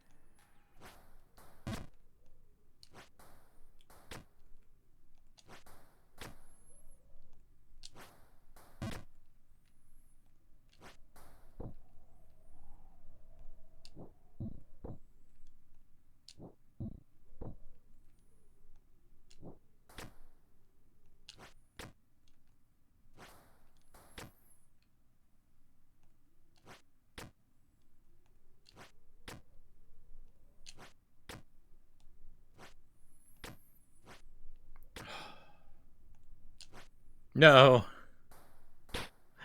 Oh.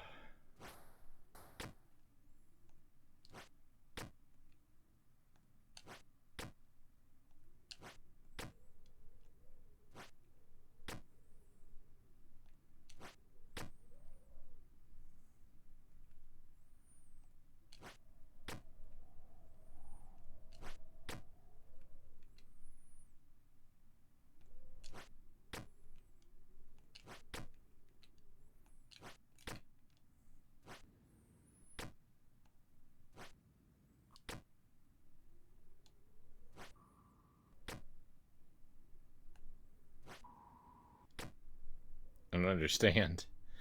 How am I supposed to get up there?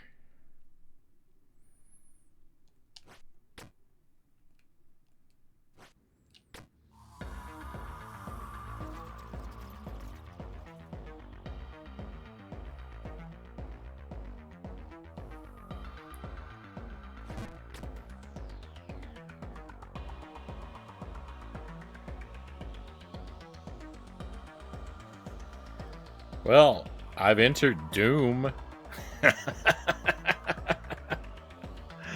I found Doom.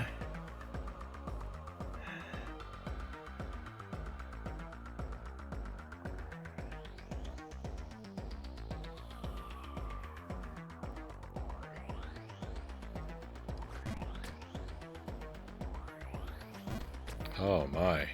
My heart is racing. My heart is racing, everybody.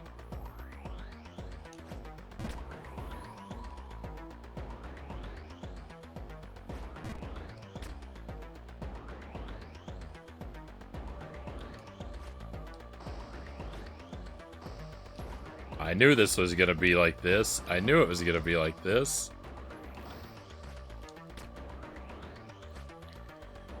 Oh, how to deal with this. It's a nightmare.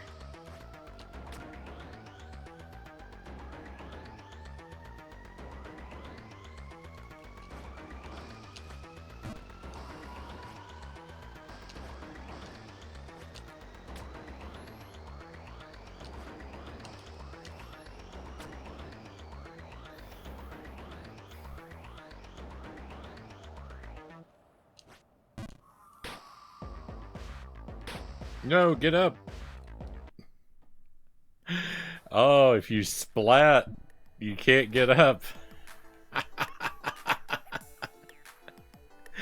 if he splats, he can't get up. He's just fall through everything. Oh, that's the worst. We found a new environment. We found a new environment. Let's go.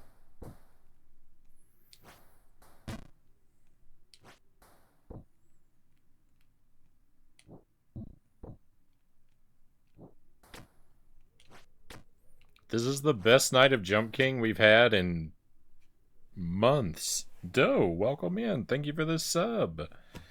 Good to see you again. How goes the battle? Things are going great. Thank you very much for the 19 months, Doe. 19 months? That's almost a year. I hope you're doing well, my friend.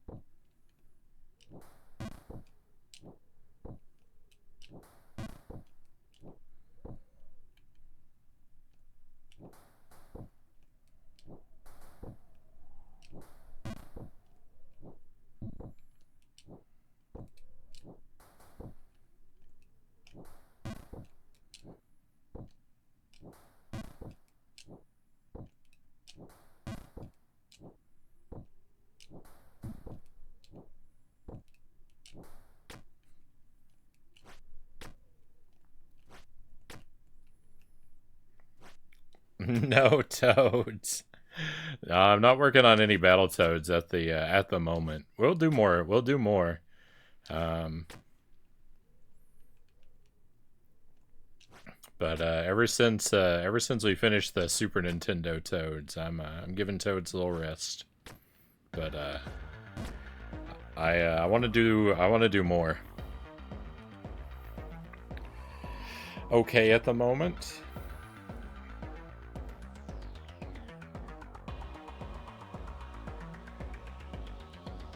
Derek says you could put on your resume, you could put manager at Toys R Us. Who are they going to call? Jeffrey?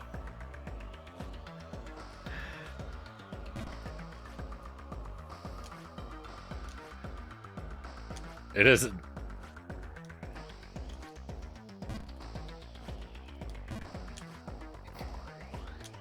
It has never occurred to me. It has never occurred to me that, yeah, you could put on your resume.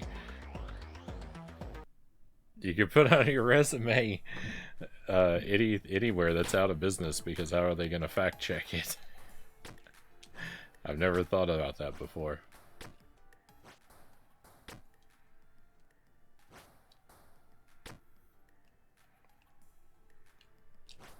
Brilliant.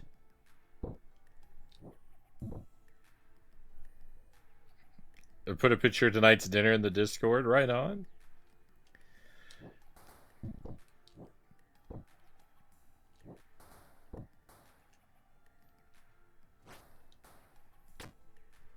I'm assuming that means it came out looking beautiful, so hopefully it tastes just as good.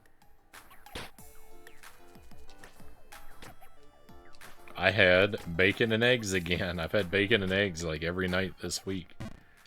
Jelly and I have been having a lot of bacon and eggs. We do that, though. We do that. We'll have basically the same meal every night for like a week and a half before we switch things up.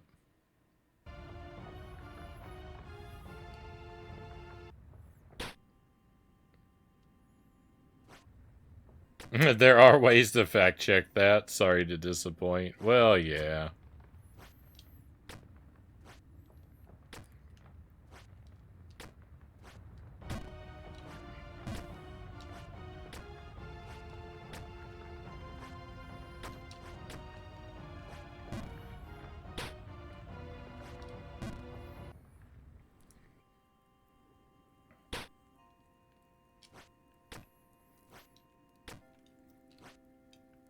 I didn't figure that figure that there's literally no way to look into those kind of claims, but I still figure you could probably get away with it.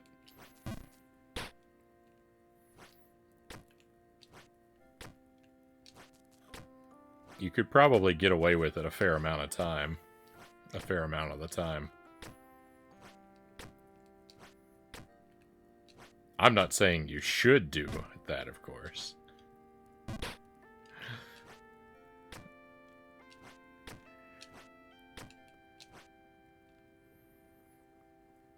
I would never dream of lying on my resume, but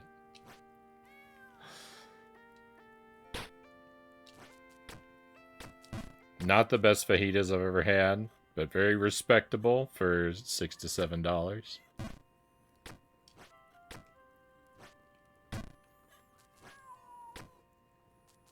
They burned all the records.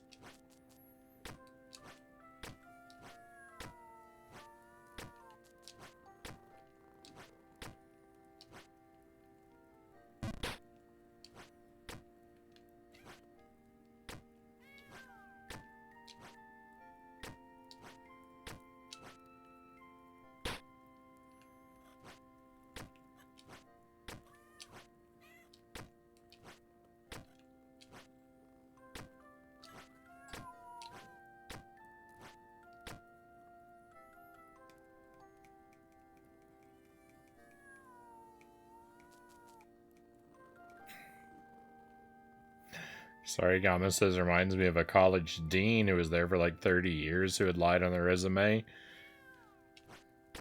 at her retirement. Told everyone they were idiots for never checking it.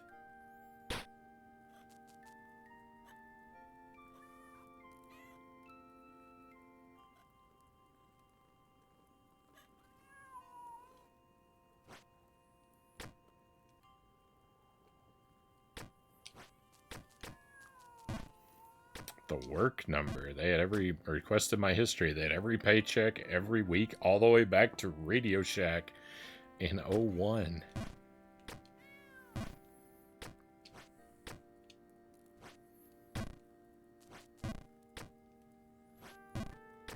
Watched a random movie yesterday called Maniac Cop.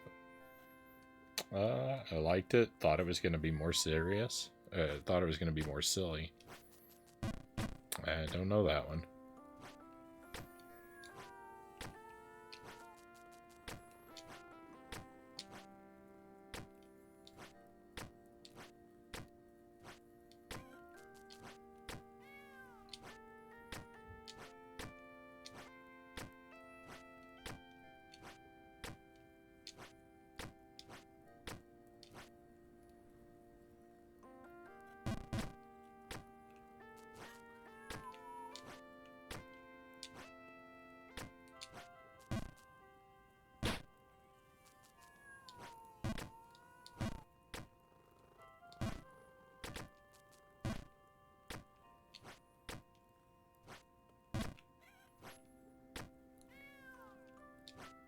There's 2 sequels to check out.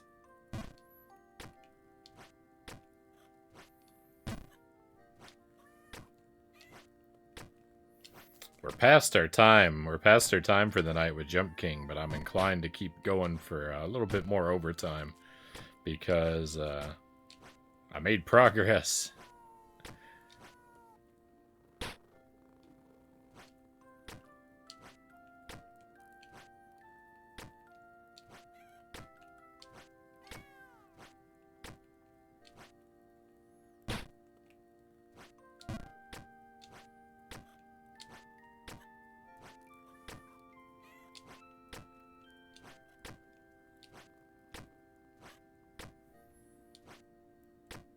My prediction for tonight's end spot, the bog, as Zergling says.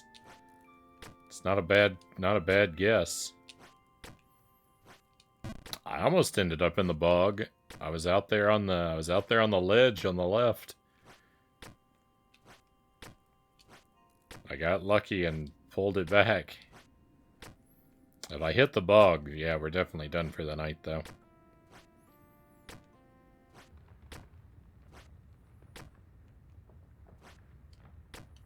Gonna see Alien Romulus sometime. It looks good, Derek says. You'll have to talk to Mile High Rule about it, Derek. He's really excited for that one.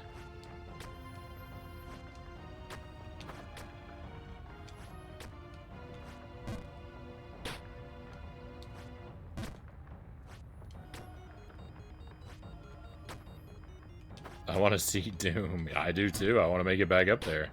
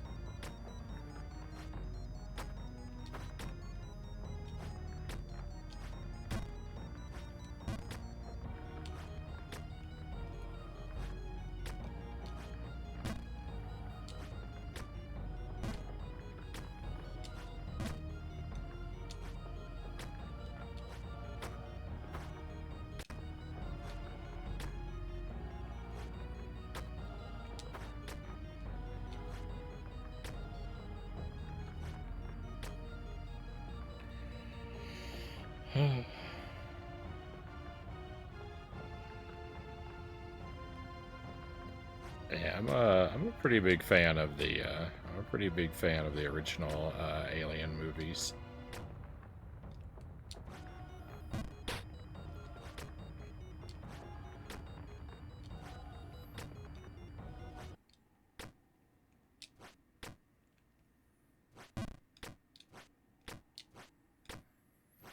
I'll watch 1 through Resurrection, you know, once every other year or so.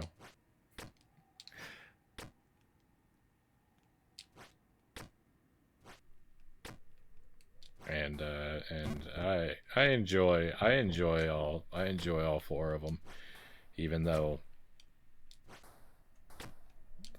3 and 4 are not necessarily defensible.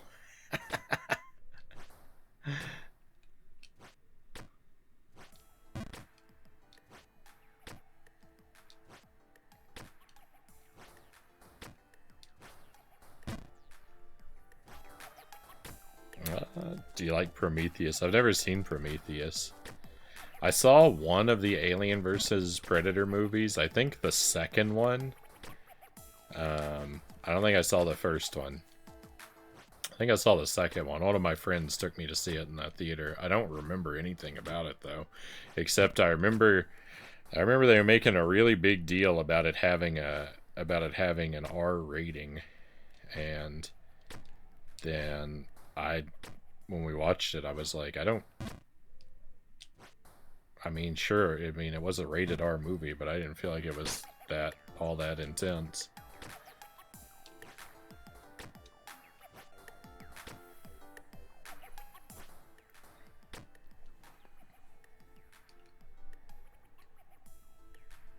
Derek doesn't like Prometheus. Thought it was terrible. Yeah, I have not seen the Ewok movies yet, Zergling.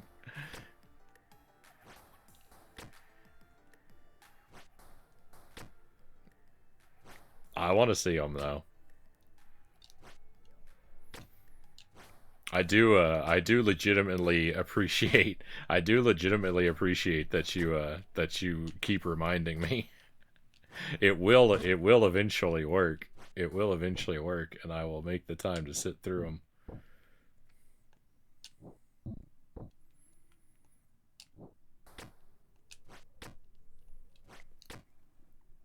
I think the last time we talked about them, I said that I will make the Ewok movies the first Star Wars movies my son ever sees.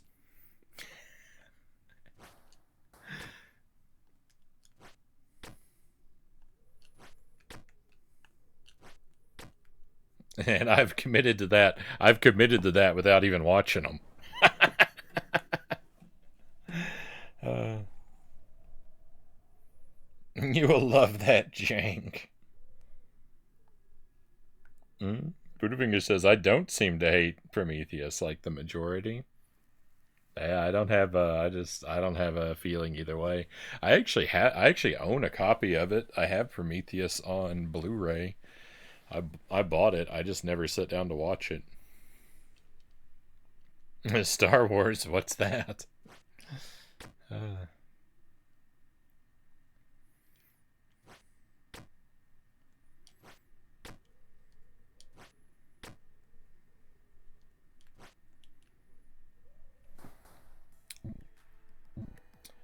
they're these three pretty cool movies from a long time ago that there are definitely only three of.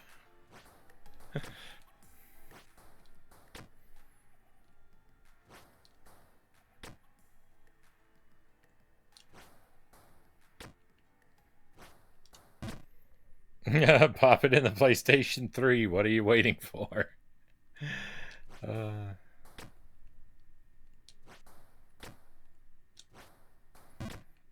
I'm pretty bad with movies. I'm pretty bad with getting around to watching movies. I just don't. I have tons of movies that I've never watched. Literally hundreds.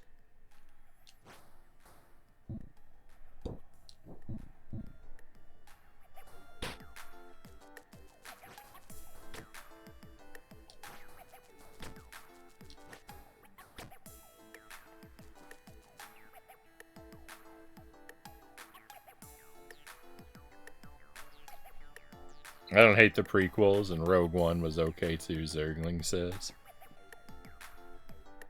Yeah, I don't actually hate the Star Wars prequels either. And in fact, the Phantom Menace is probably my most watched Star Wars movie.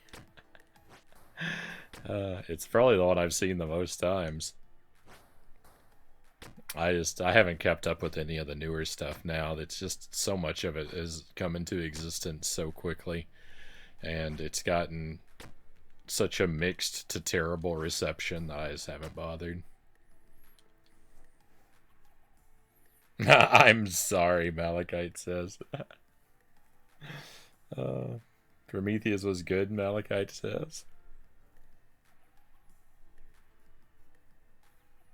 Prequels are okay, but I think Hayden Christensen ruined them. Kasarigama says.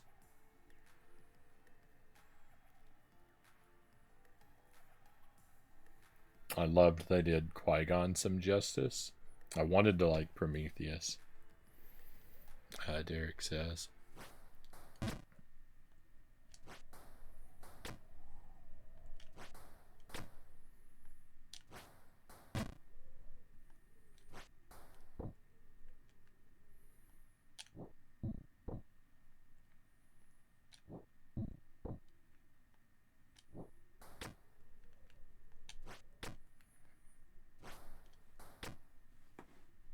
Speaking of space and sci-fi movies, Ergling says, I really enjoyed Farscape. I have no experience with that one.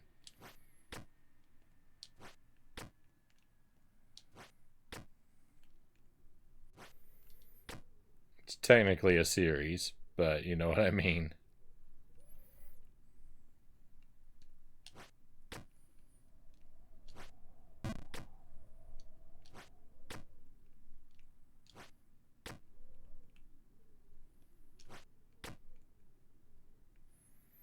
Farscape is amazing, Malachite says. Yeah, I've never, I don't know anything about it. Never watched it at all.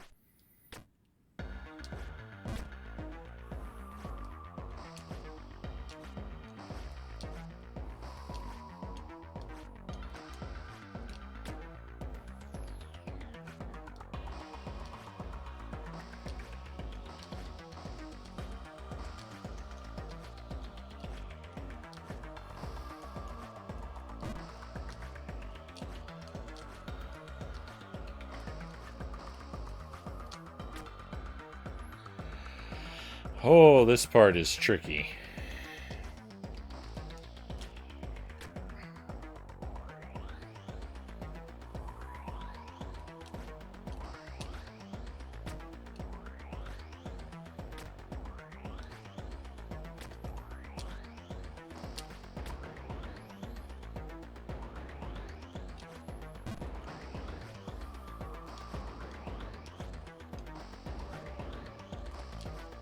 No, I overshot. Oh, it's brutal. It's brutal. Look at this fall.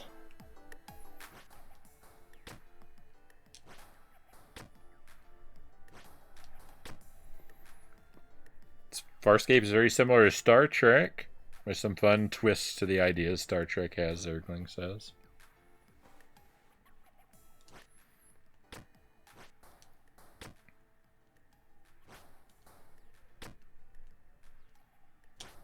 No, I overshot my jump. Uh...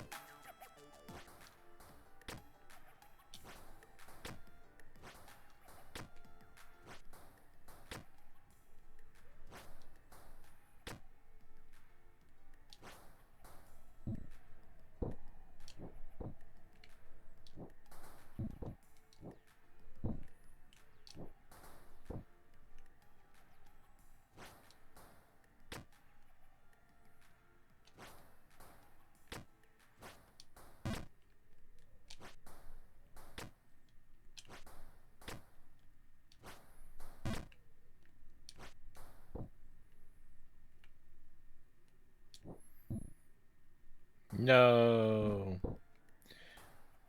I'm amazed at the consistency with which I've been able to climb back up through these screens tonight. I mean, isn't it nothing short of miraculous?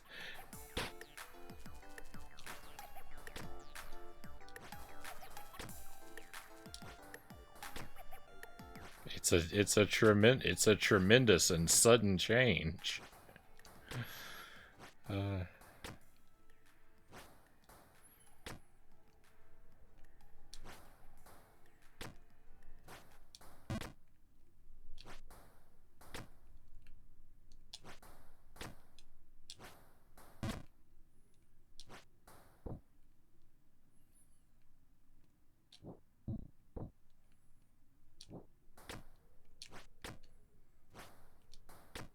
Hubris, Frownie. Hubris.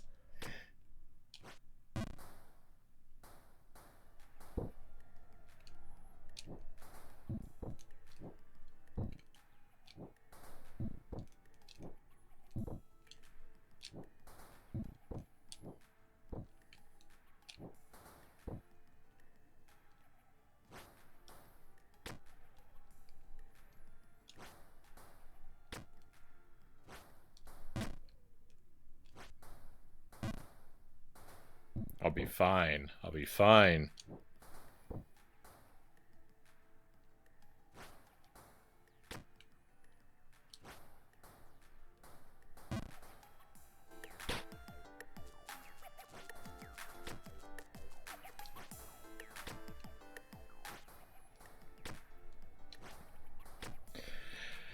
I'll be absolutely fine. I'm gonna be just like Humpty Dumpty and Icarus and all of those other people who went to amazing, incredible heights and never suffered any ill consequence as a result of it.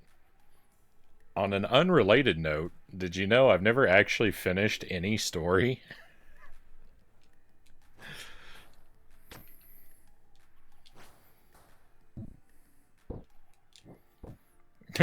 Thank you for that face camming version. We'll hang out upside down a while. Maybe that'll help me fall to the top.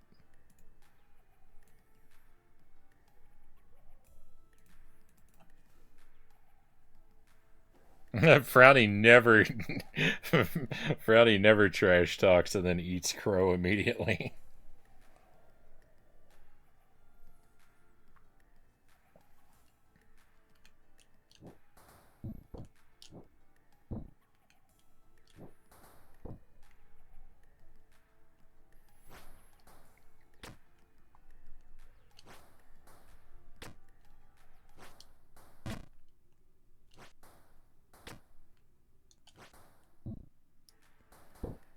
It's been a while since I've undershot that jump. Oh yeah, I'm doing this wrong. I forgot. I learned a new trick and then I'm not even using it. Jump to the right to get out of that pool. Pool? Pool.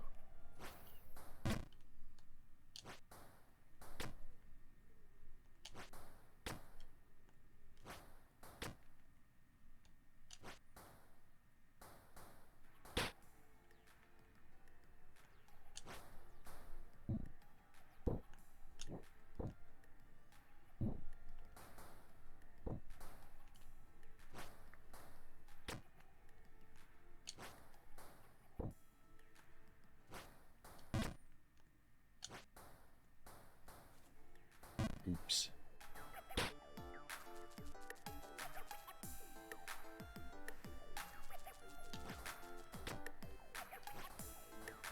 No.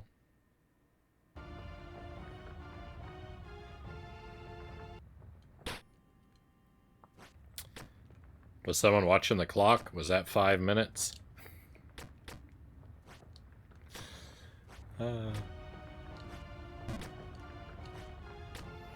Was that 5 minutes since I bragged about doing so well?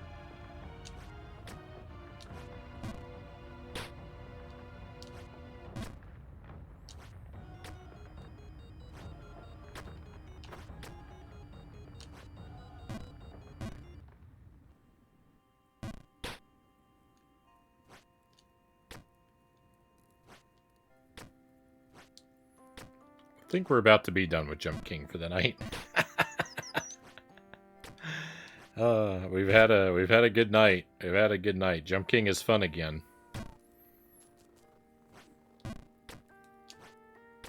It's been a good night. The game became very fun. But I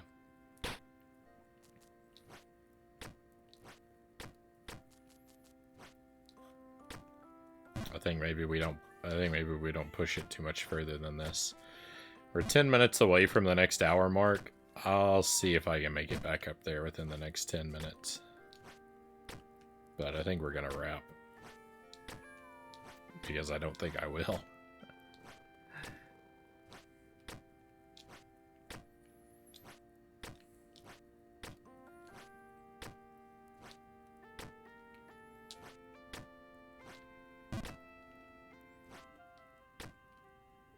If I keep playing for a little bit longer, though, it gives us another chance to fall into the bog.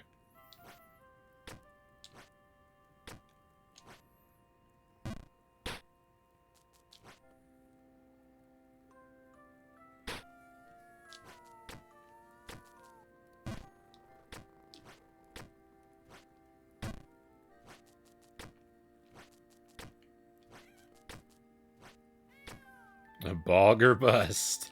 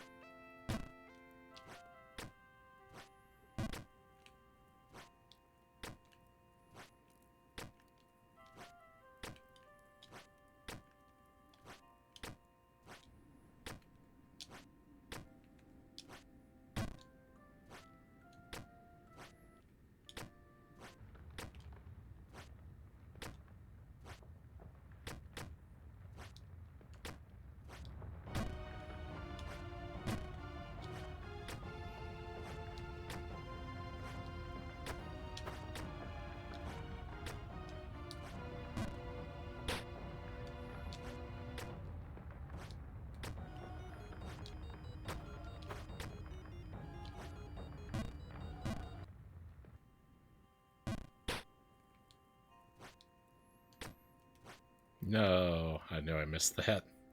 I didn't walk far enough out onto that ledge.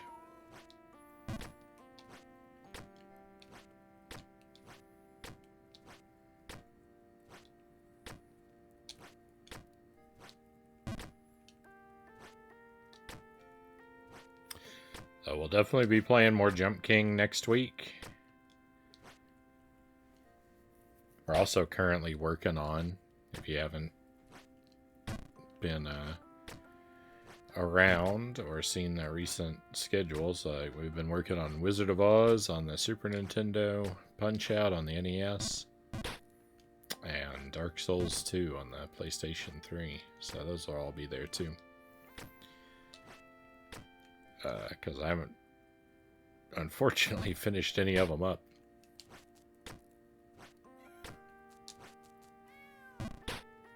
Punch-Out's going really well. I made it to a new fighter last time we played, so that was a very nice chunk of progress. Wizard of Oz is going horribly. That game is impossibly bogus. And Dark Souls 2 is going great. It's very early on, but it's been a lot of fun so far.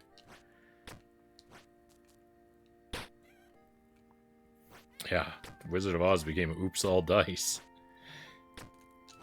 I may never escape.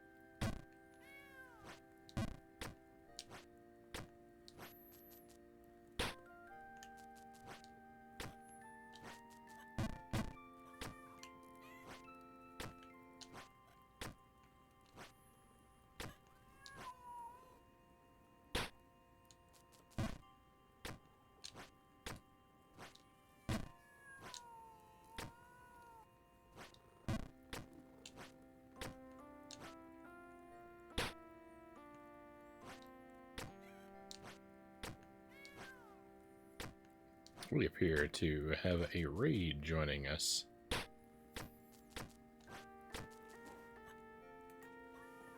Welcome in, raiders.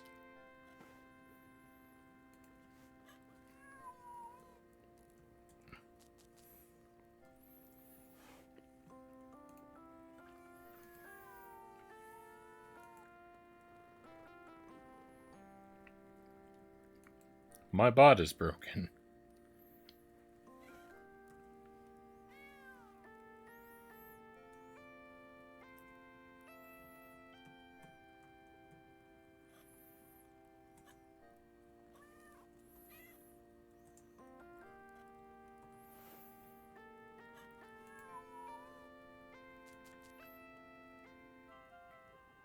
We'll have to use that one. Thank you for the raid, Shoots Wolf. I hope you had a fantastic stream tonight. Welcome to Jump King. I'm only going to be playing this for a couple more minutes. We had a great night with Jump King, though. I made it up to somewhere brand new I've never seen before. And I actually managed to make it up there a couple times.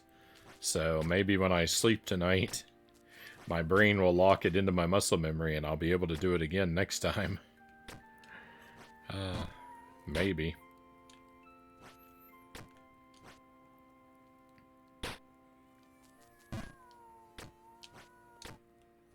But we've actually been at this one for an hour over quota, so I've got to call it in just a couple of minutes and move on to our next game.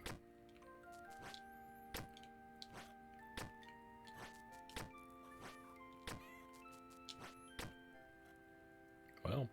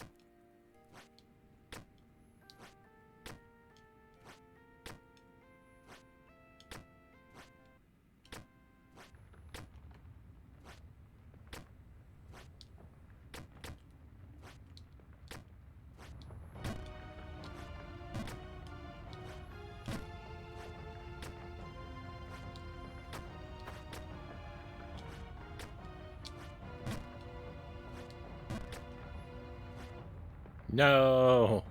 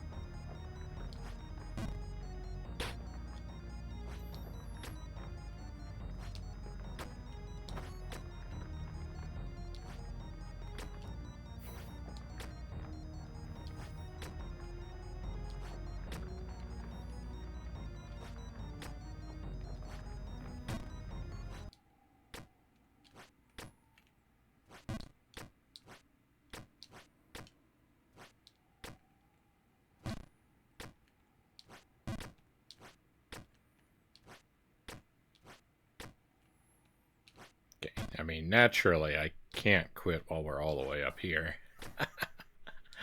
But next time we fall down to the cats, then it's definitely over for the night.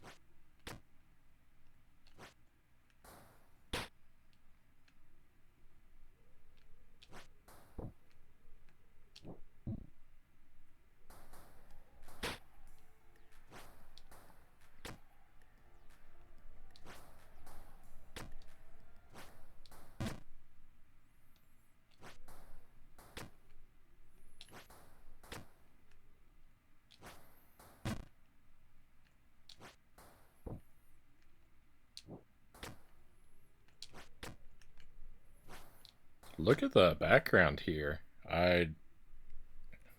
It's like a giant in the background. Look, there's eyes and a nose and ears.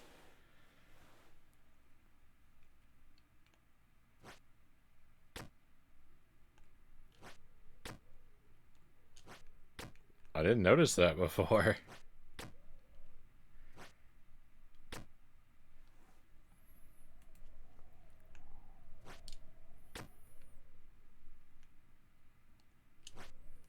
No.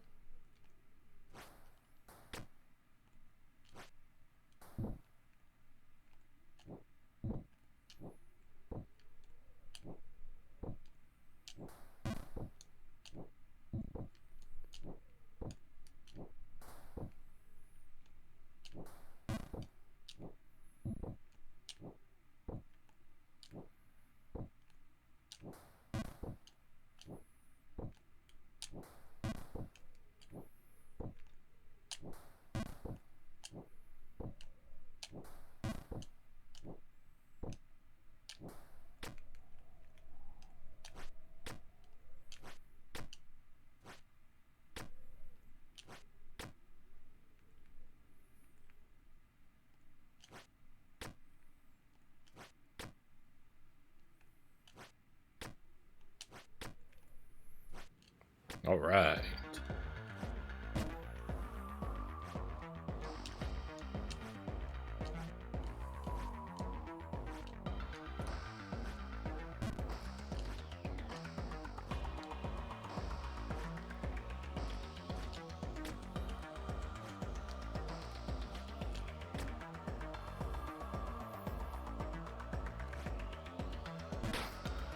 No, I'm flat.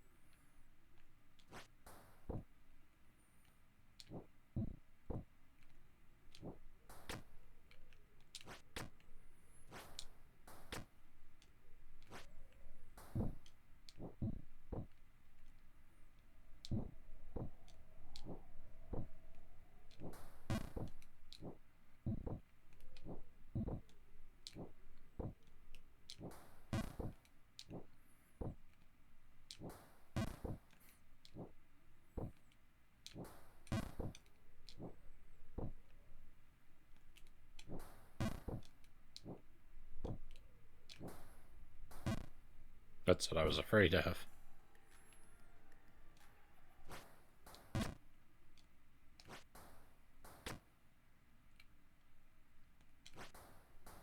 No.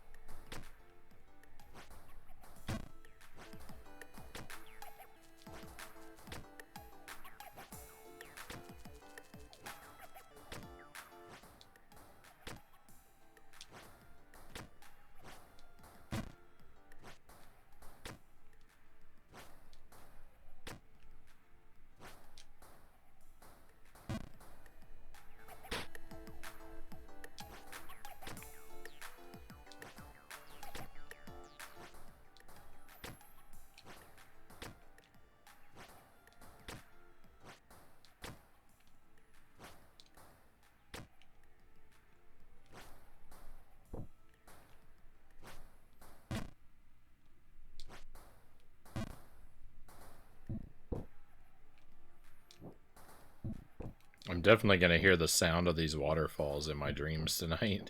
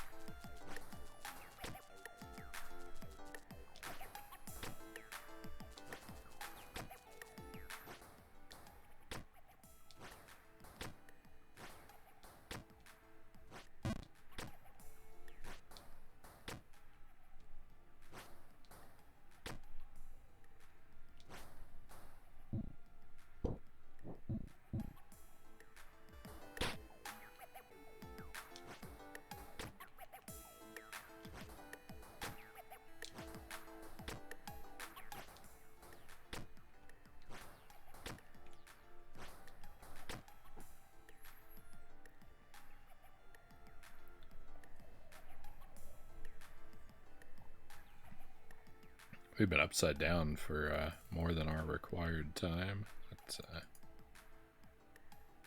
restore gravity.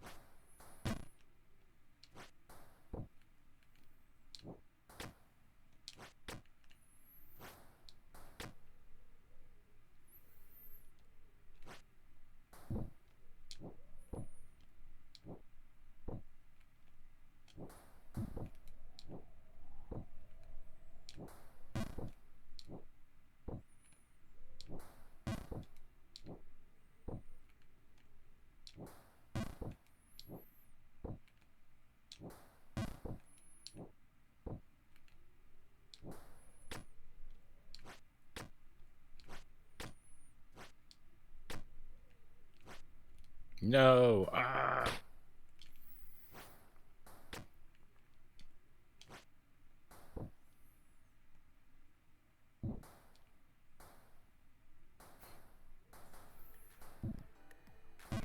Well, that was a costly experiment.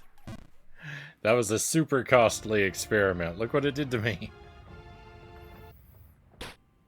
I regret that.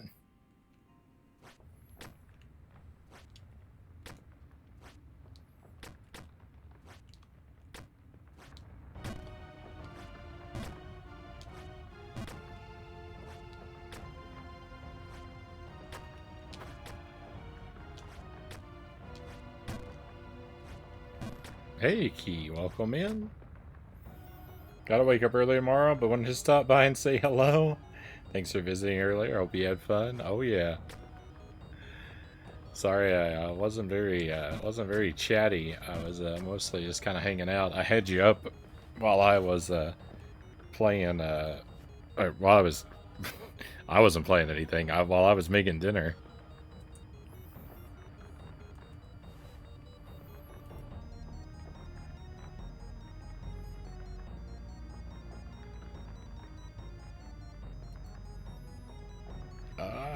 It doesn't work.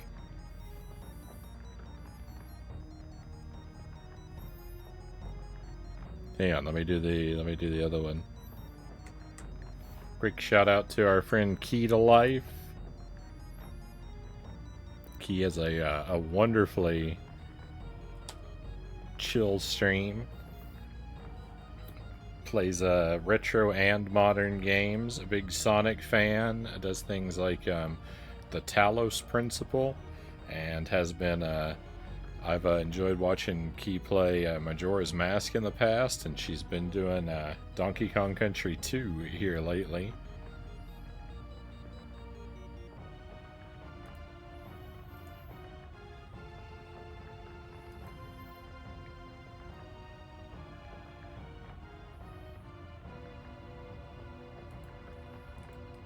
So give her a follow, my friends.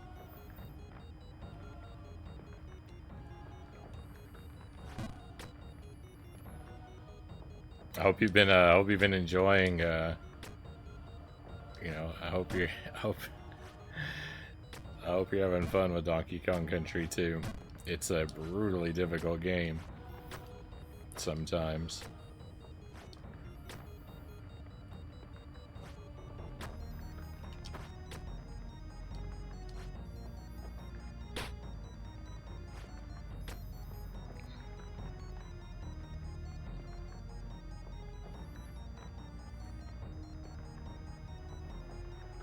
Plan to come back with that eventually. It's very hard, but very fun. You finished up doing about 6 levels in all. Almost out of the world you're in. Right on. Those honeycomb levels, like beehive levels, I'm not crazy about those. I had a lot of trouble in some of those beehive levels on my playthrough.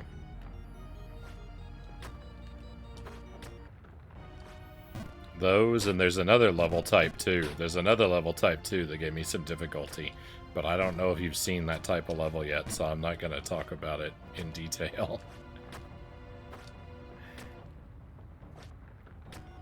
I hate them. I was stuck on one. You're stuck on another one at the end of the stream? Good luck, Key.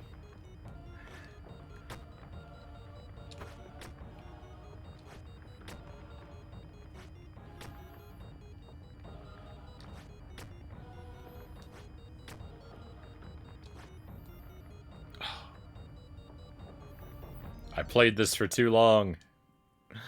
I played it for too long and now I'm falling.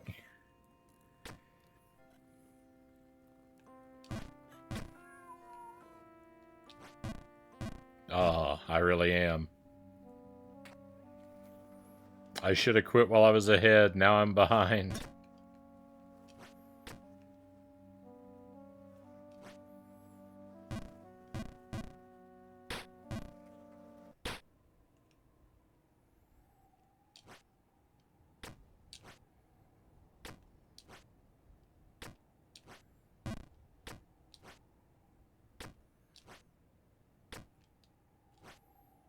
I've lost it all.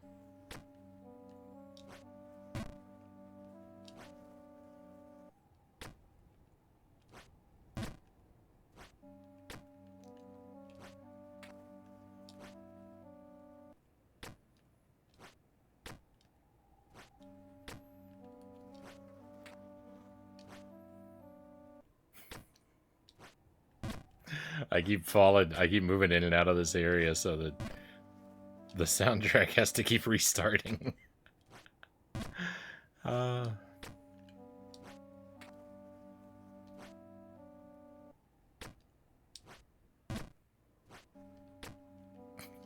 feel so guilty now. It wasn't anything you did, Key. Oh, it was gonna happen either way.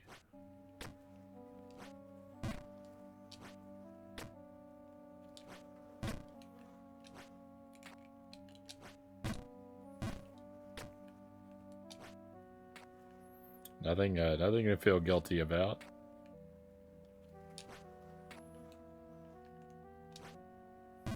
This is just what this game is like.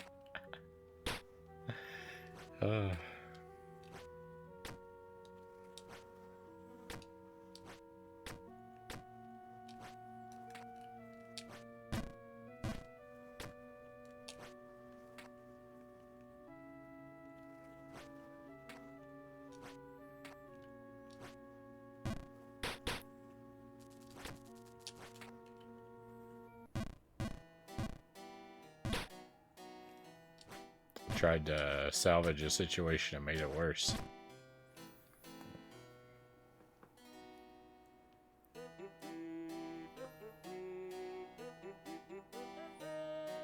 I do have to get up in like 5 hours. I promised I'd help watch my little niece. I'll be catch you again soon. I'll catch you again soon, Key. Thank you for stopping by. And good luck with Donkey Kong Country 2. Hopefully next time you pick it up, I'll be able to catch some more.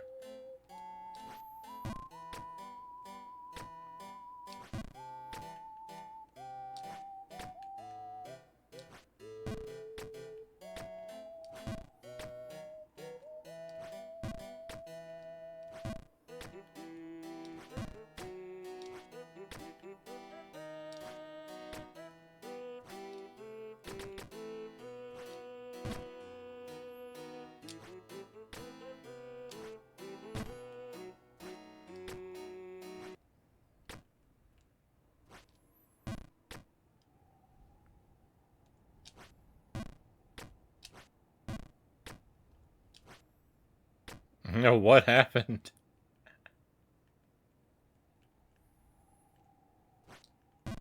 Same thing that always happens, Buddha Fingers. uh...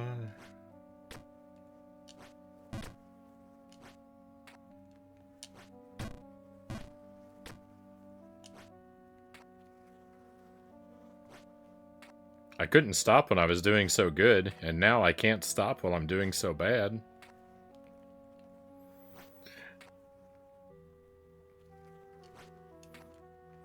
I'm pretty much just trapped.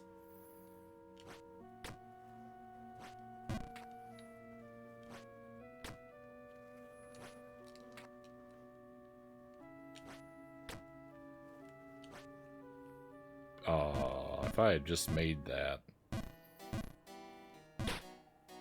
I could have missed a different jump instead afterward.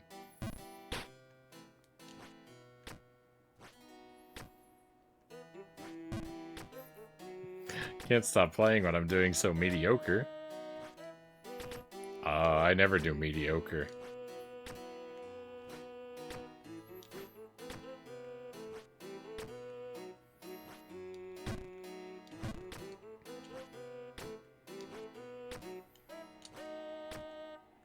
Ninety 93% of the time I'm doing terribly, and 7% of the time I'm doing pretty good.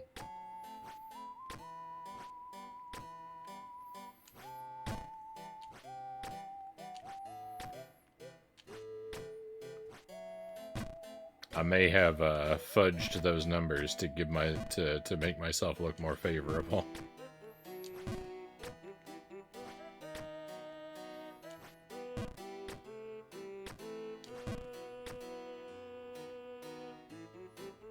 It's terrible-horrific.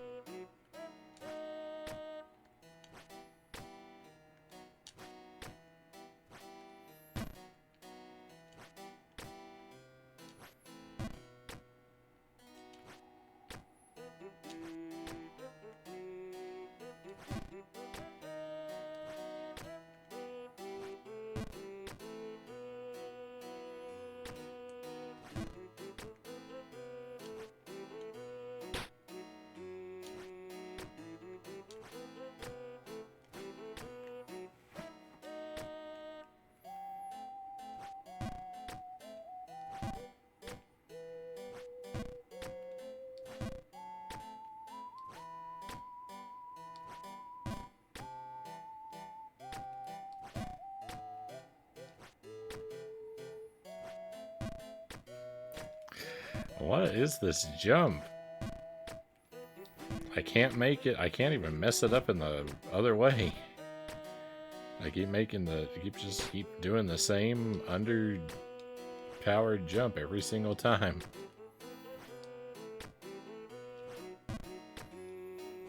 At least jumping too far over it would be something different.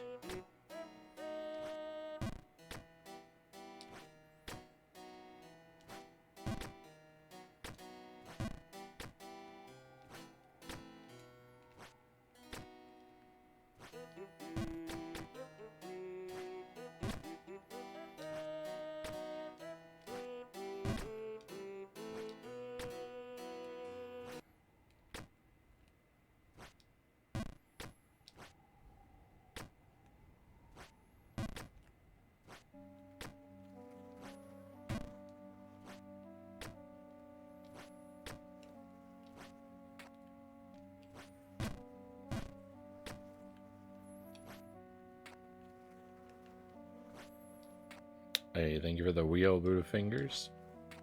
Do that in a moment.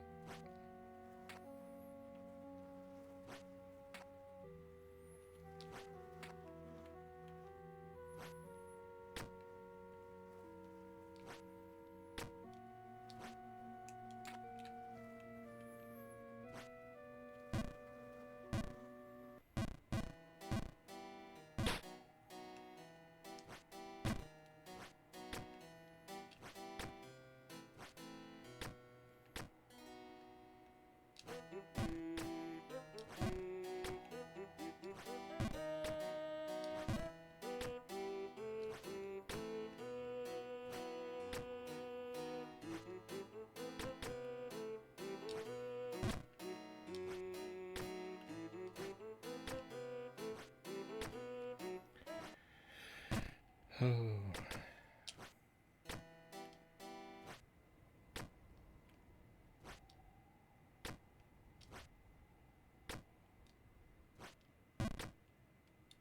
this is a good place.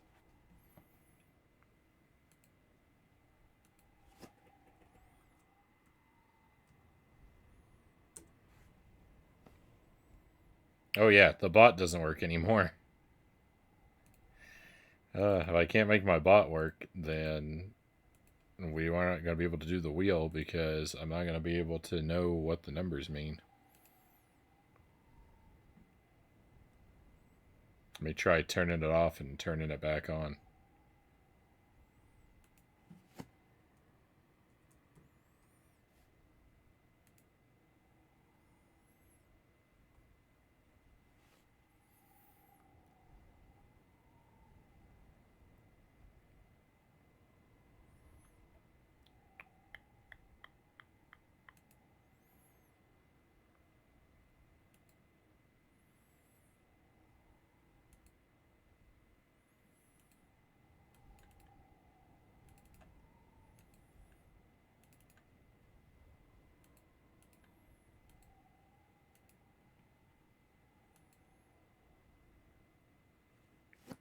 All right.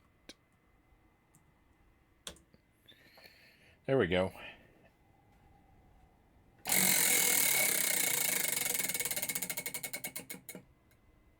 Number 1, we almost got candy buttons. Jalapeno fuego sauce. Is that the last of this one?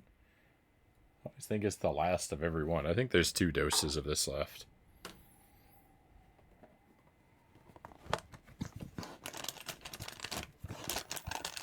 I feel like this one has a strong vegetable taste, right? I guess I'll be reminded soon enough.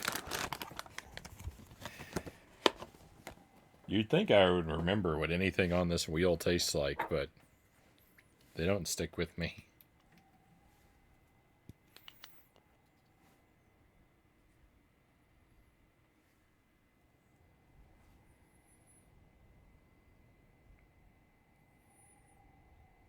Yeah, this is the next to last dose. There'll be one more.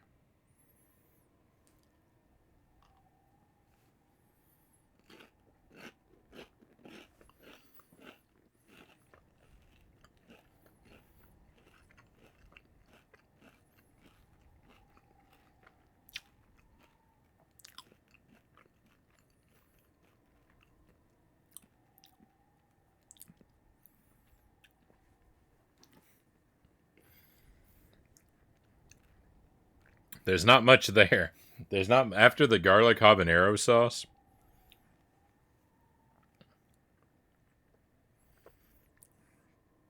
There's just not much to it. It doesn't even feel all that hot.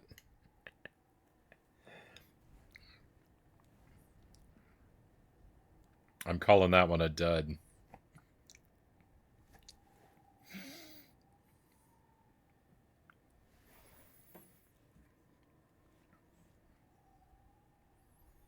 There's not anything else to say about it.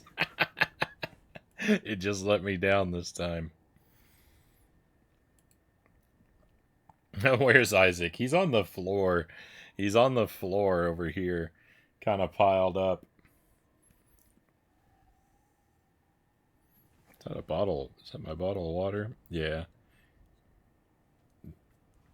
Well, I don't know. He's on the floor over there. He fell over. I haven't woken him up. I need to. I got a new hat. I got a new hat for him.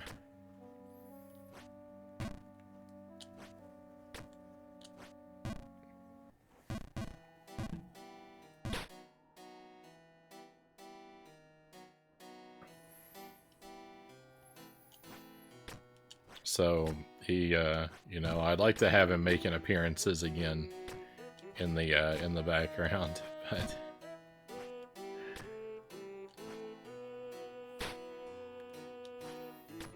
for now I'm just letting him sleep.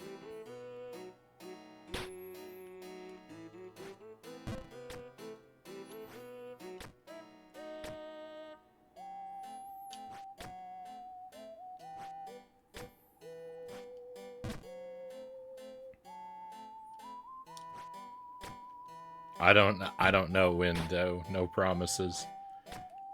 Whenever I get around to cleaning up the room a little bit, probably won't be for a little while.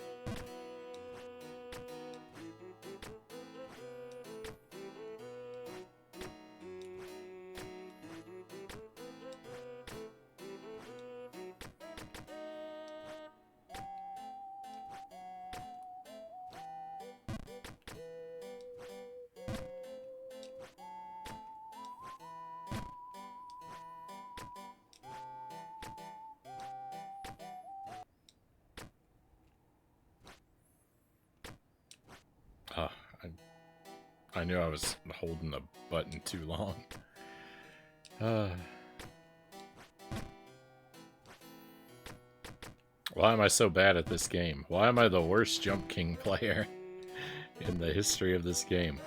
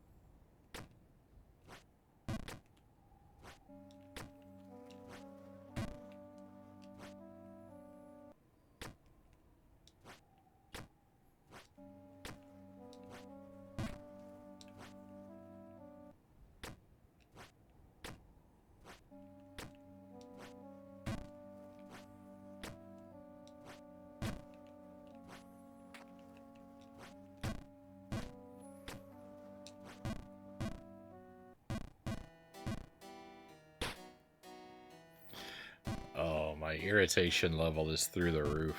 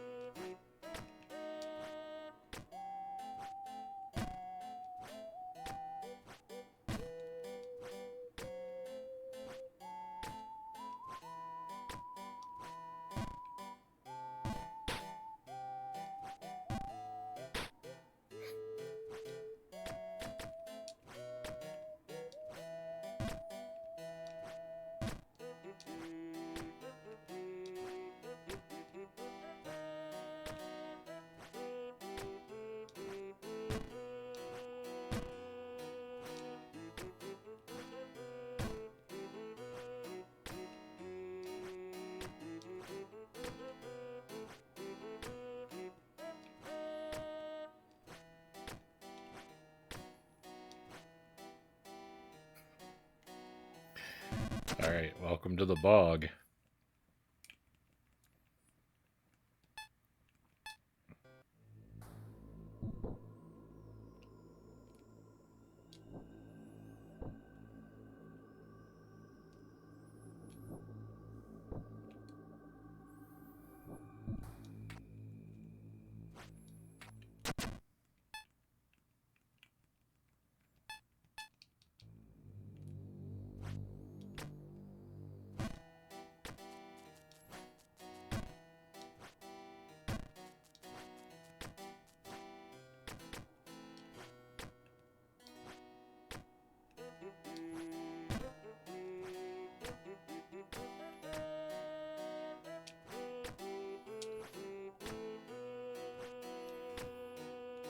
Believe it or not, I didn't want my prediction for tonight to be accurate.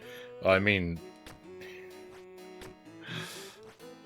if you predict the sun's gonna come up tomorrow, it's gonna be accurate. uh.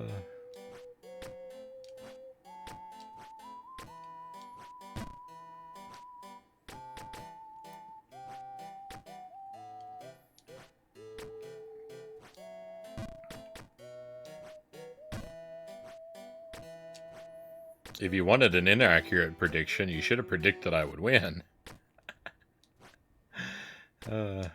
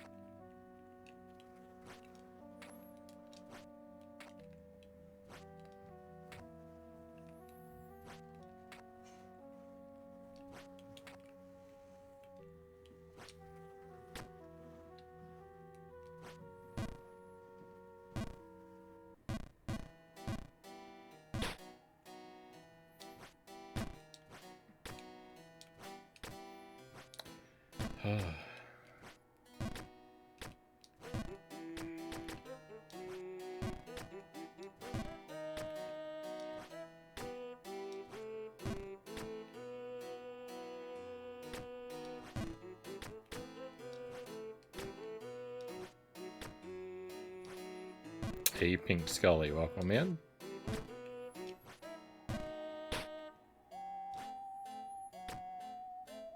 Making turkey meatball pasta salad and mayhaps eggs. Right on.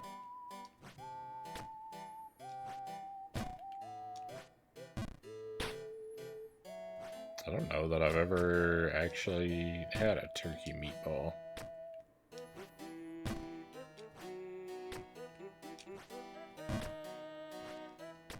I imagine they're just fine. I don't usually have turkey outside of the context of like a whole roast turkey or like sliced lunch meat.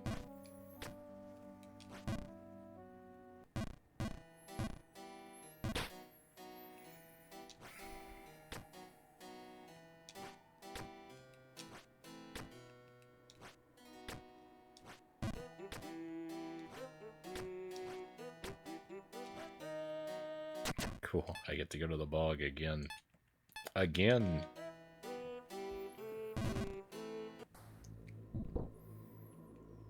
What a miserable night this turned into. It was so good, now it's so terrible.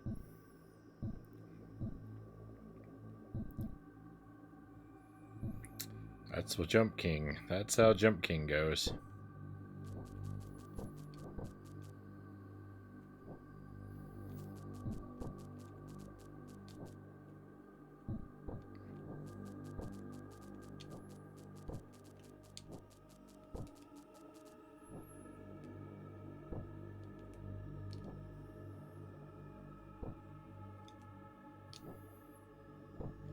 I don't remember how to do most of these jumps.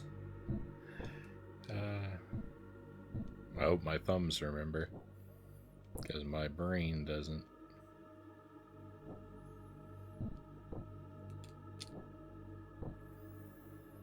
Just made turkey slices grilled with onions and jalapenos, and an egg with cheese burrito.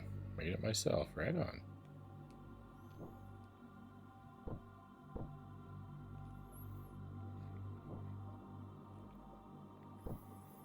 I don't actually prepare any dishes that combine eggs and cheese myself. It's a combination I'm not bold enough to try.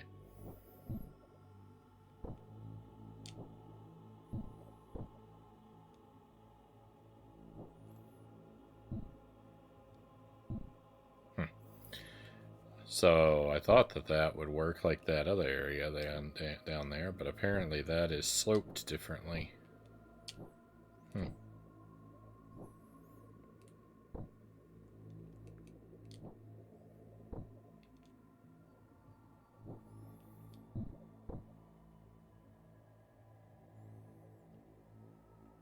I put too much egg in my turkey meatballs, so they might be bad. Hopefully not.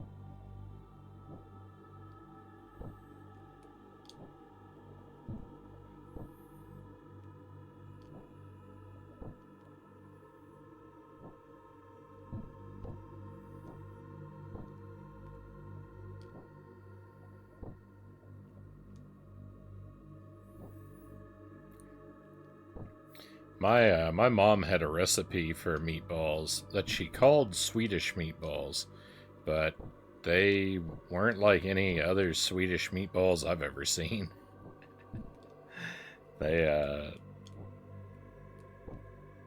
they're meatballs that she would make in this particular sauce that was like a very I don't know, it was kind of I don't even know what to compare it to.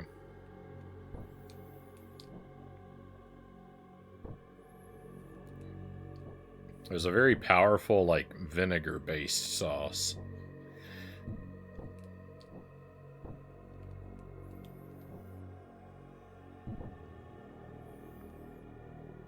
Very, very savory and, but also very cutting. Very sort of sharp kind of flavor to it.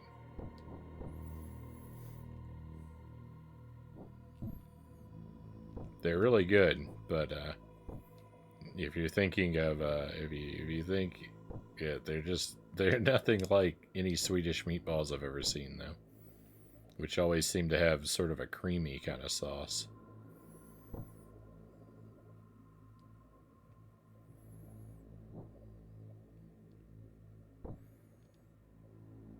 So I don't know what the recipe was or where it came from. I've got it written down somewhere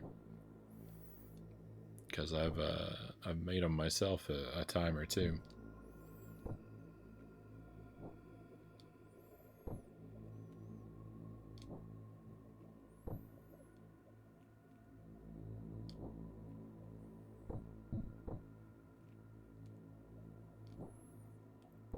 But something she would make, like if we had like, it was like something she would make to bring to like a potluck dinner or something like that. And I always thought they were a real treat.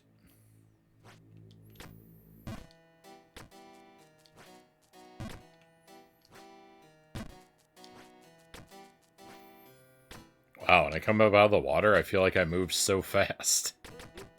It's like hyper speed.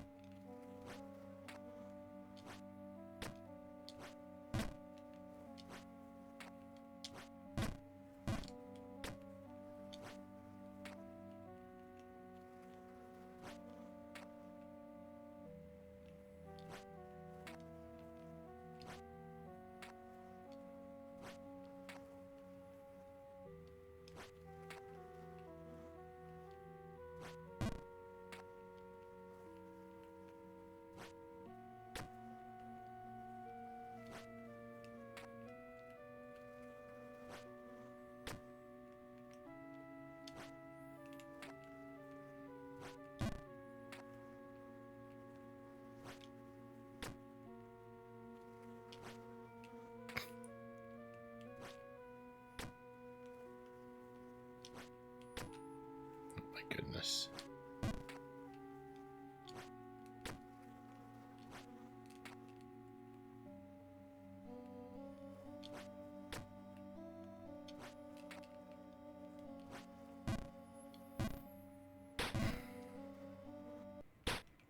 Misery.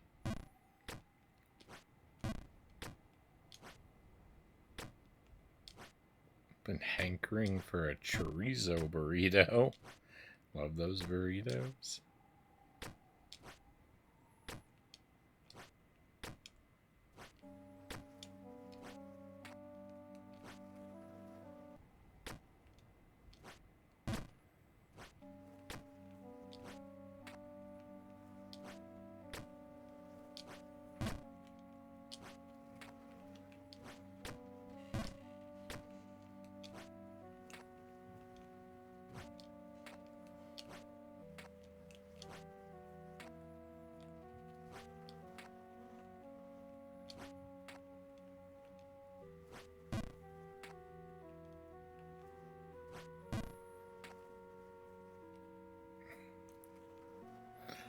Chorizo brain.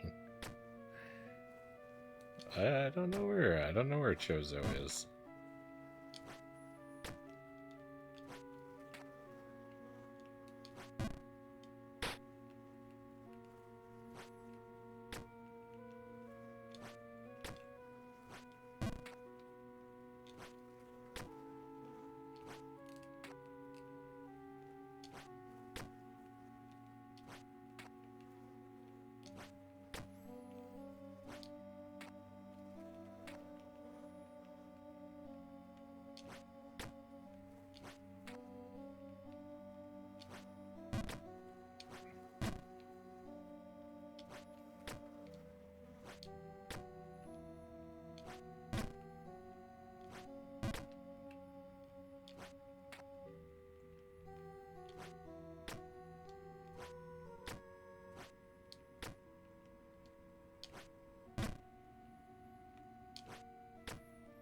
Oh, we made it back up.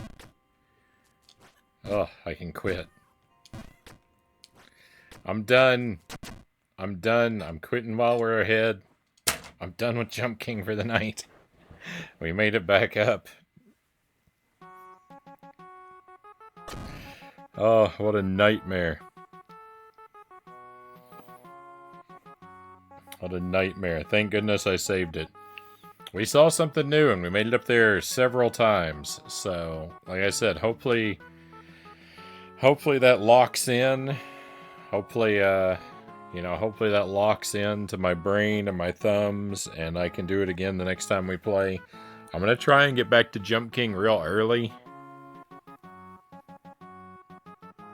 Maybe Sunday, but probably Monday. I haven't been able to make a Sunday stream happen for a couple weeks. If I can, we'll play Jump King, but probably on Monday is when we'll pick it up again.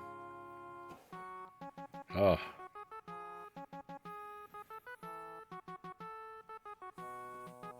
A hasty exit. I'm not going to push my luck at all. I made it back up to a safe spot. So I'm calling that there. We're not done with the stream. I am still going. We have another game to play, believe it or not. I'm also going to do a little bit of work on Adam's Family Values tonight and see if we can make some progress in that.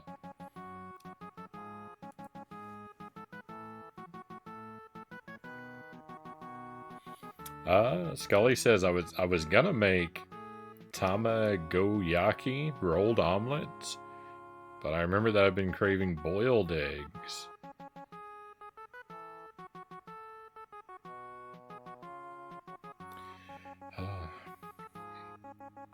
Some people say Jump King is a royal pain, Buddhafinger says.